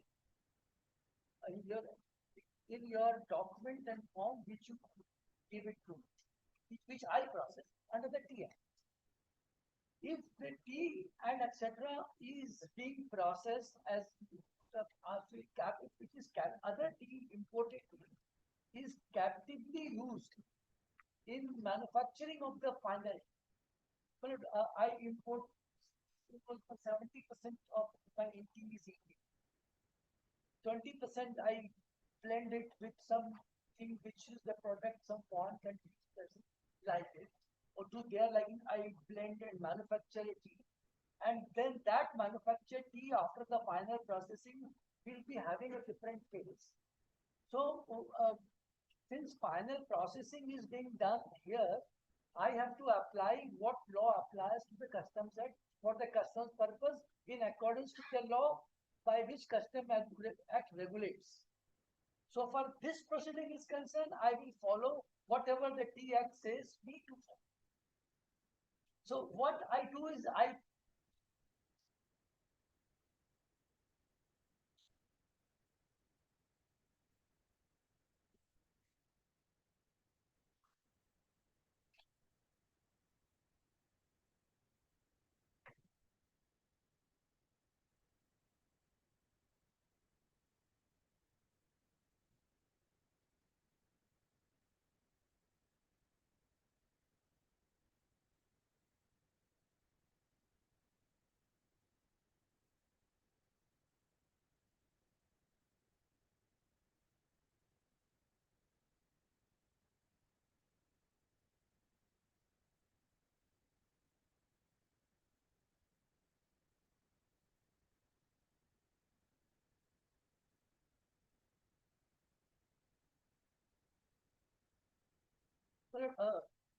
all the time when I have exported, it is being first assessed by the tea board, and when they allowed it, only thereafter I met the part export of tea, since I am only measured, I'm a tea exporter.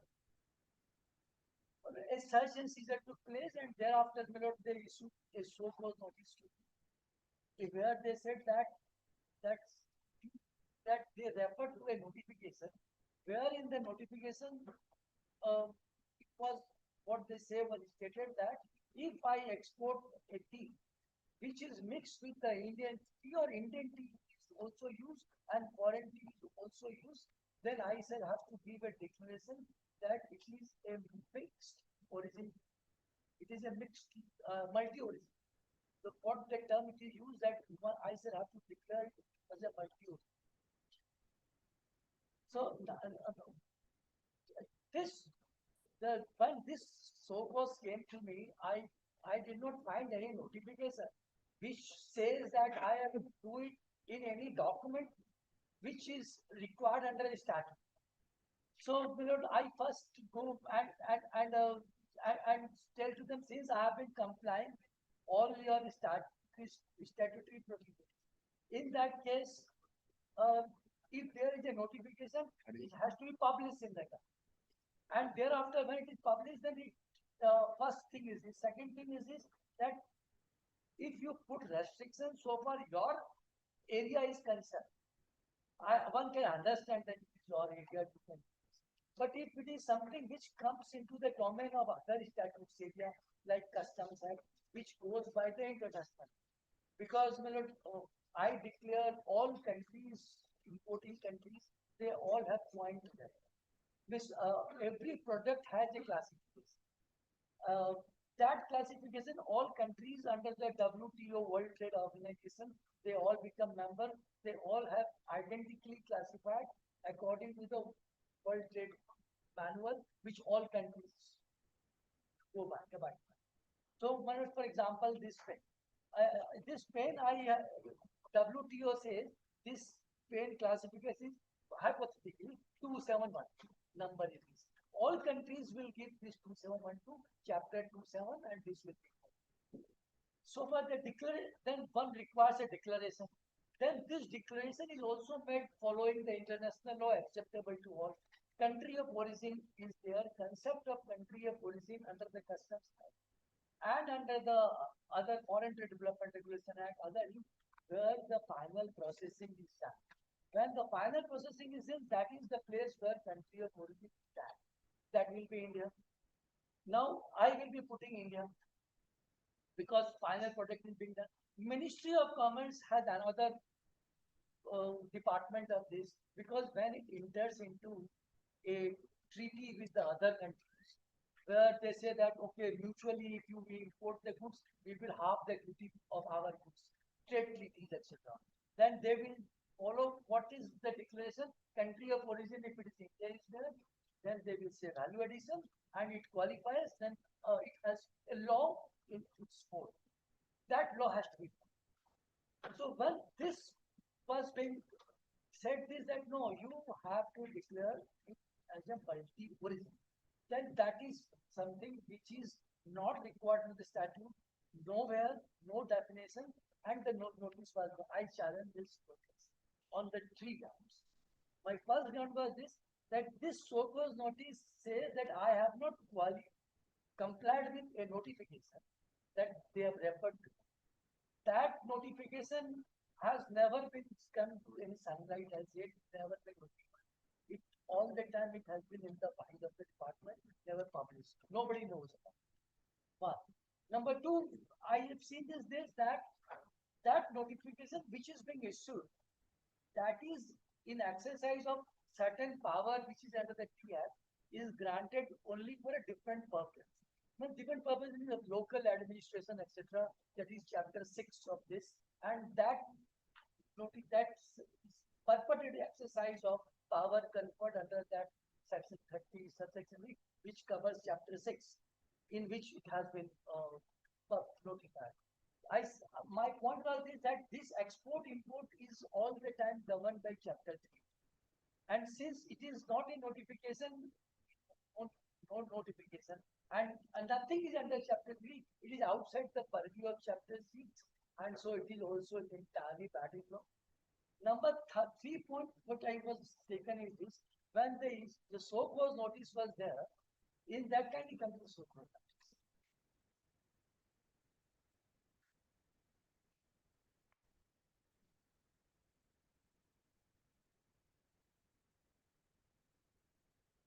July. 1 July. मेरा कागज चला गया. Thank you.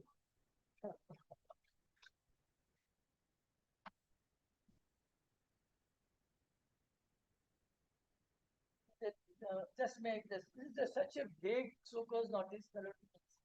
Tea distribution export control order stipulating the provisions for obtaining distributor license of tea from tea board is enforced in excess of the power control under section 3 and 5 of section 30 of the.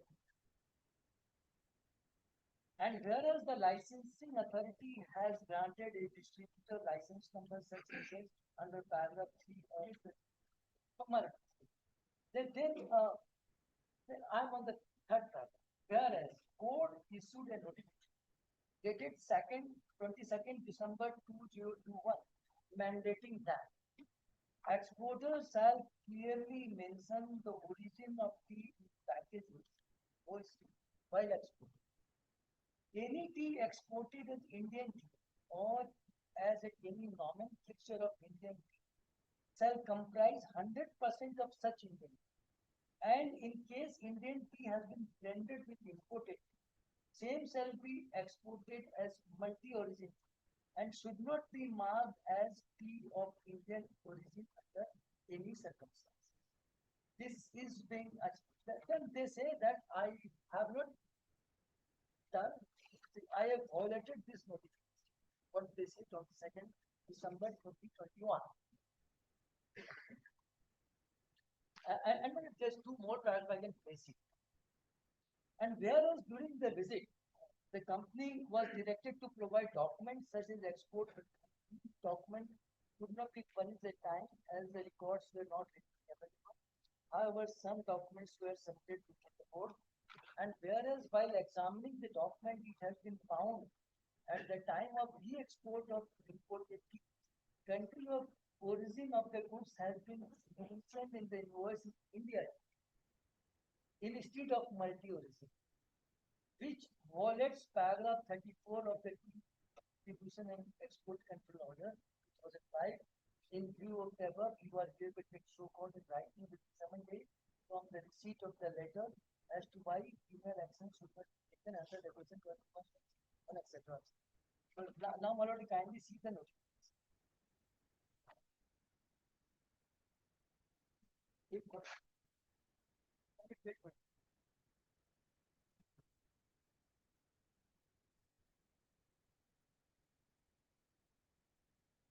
This notification, 22nd December 2021, whereas in exercise of the power conferred under subsection 3 and 5 of the TM, I have given them manual. There is no such act. 3 and 5 of the TM process in that. It's not here. You have to kindly see the key act starts at page 2. 3 and 5 of the key act. What section subsection 3 main section is not been mentioned. It should be not section 30, subsection 3 and 5. There's a mistake on the part, section 30, subsection 3 and 5. Nothing is there. Central government has notified tea distribution export control order 2005 herein after called the said order to exercise control over export. Whereas under paragraph 2 of the said order, no distributors will carry out business of distribution. No exporters are done. Now I'm reading the last paragraph of this, which is pertinent.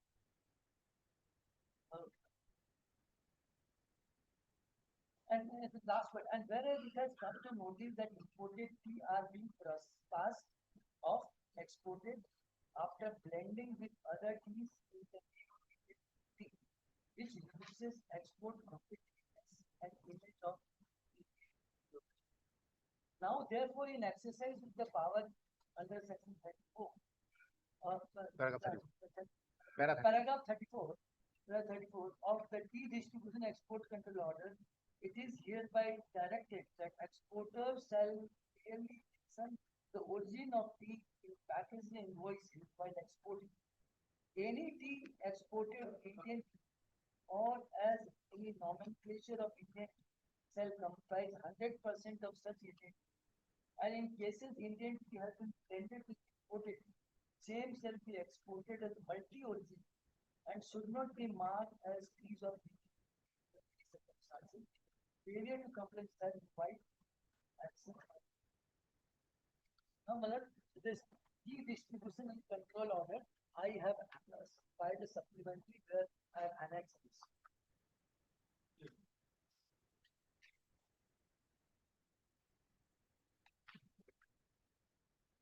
34 is at page 24.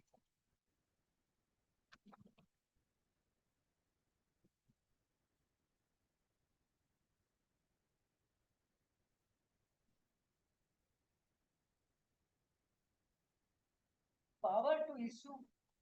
Well, before that, we should just have a glance over this. If we start with the order at page 8, when it starts, then we will see this that in excess of power 3 and 5 of section.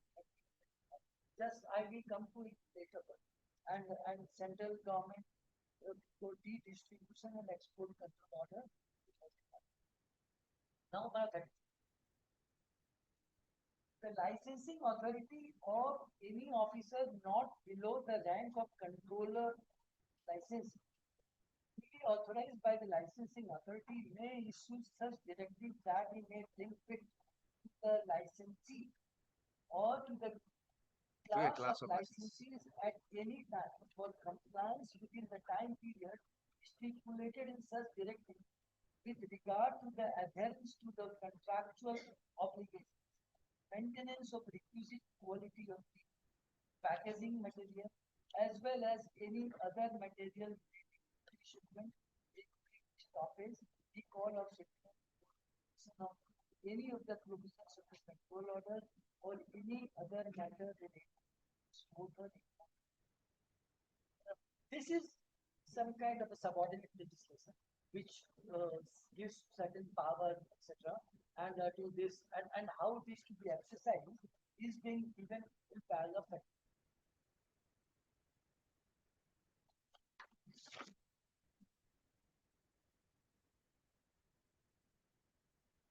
Any order or direction made or issued by the licensing authority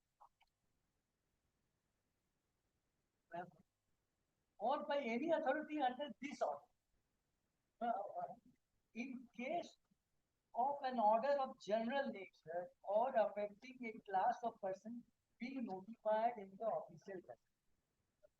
This is one part of the matter was here we stopped it, and earlier matter was heard, orders were passed, and the first matter is stayed here whether it is being notified, was asked to take instructions, and thereafter it was stated it was not. So some interim protections were granted on the very first day about this. So here what it says is this: here any order or direction made or issued by licensing and 34 comes immediately becomes 30. Licensing authority or any of not belong to so if but it goes to the common sense. Any subordinate legislation, unless it brings it to the notice of the public by gazetted or by the manner prescribed by law, it won't come into effect. So this is something which is sought to be made applicable to all exporters, whosoever is exporting throughout India. That is what this notification dated 22nd December 2021 was was intended.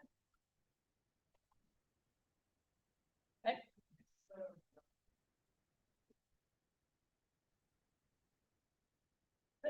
this 22nd December 21 as date has No, my learned friend's case is not, page 42 has not been notified. has not been Page 42.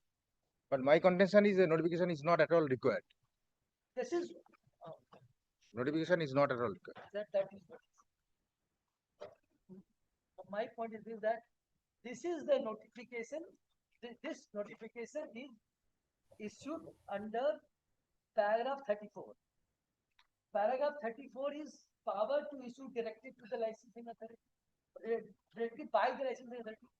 If the licensing authority issues a direction which forms part of subordinate license, which has to be followed, and if it is not followed, in that case, certain consequences will follow, penalty, etc., use something can follow.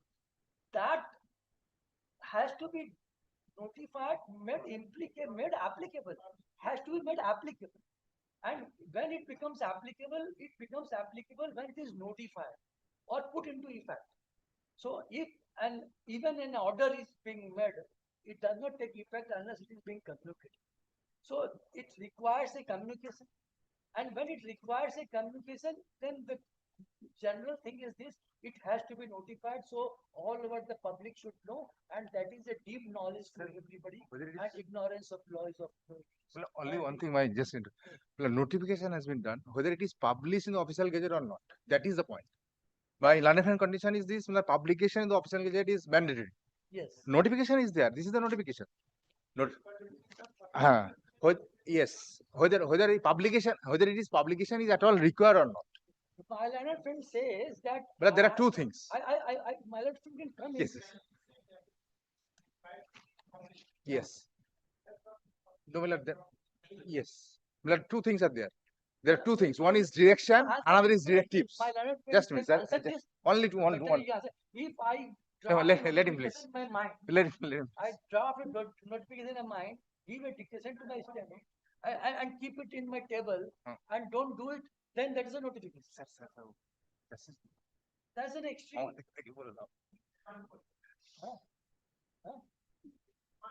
This is one point of mine.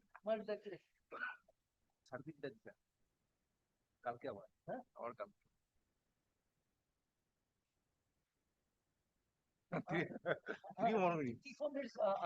You complete with 3 more. You need to complete it? No.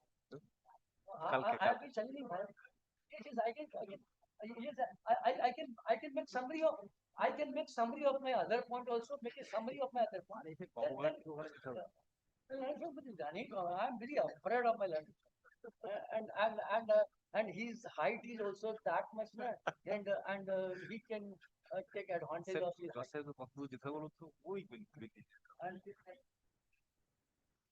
Yes, he does it really, and he has a tremendous codecraft of this that he misleads.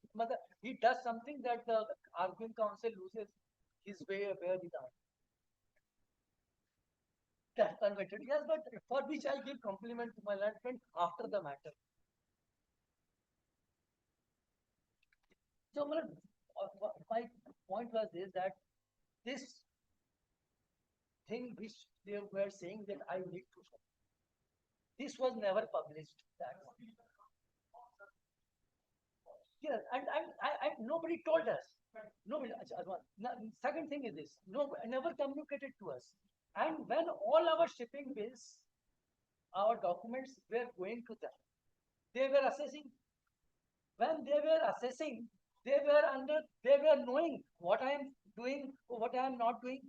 Now, what I have been doing, what I have been not doing is clearly within their knowledge, because all documents I have to make first an application to the department for export, allowing me export.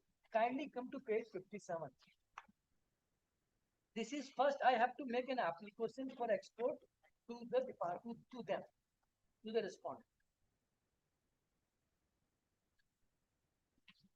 Yes, page 57. This is first I make an application.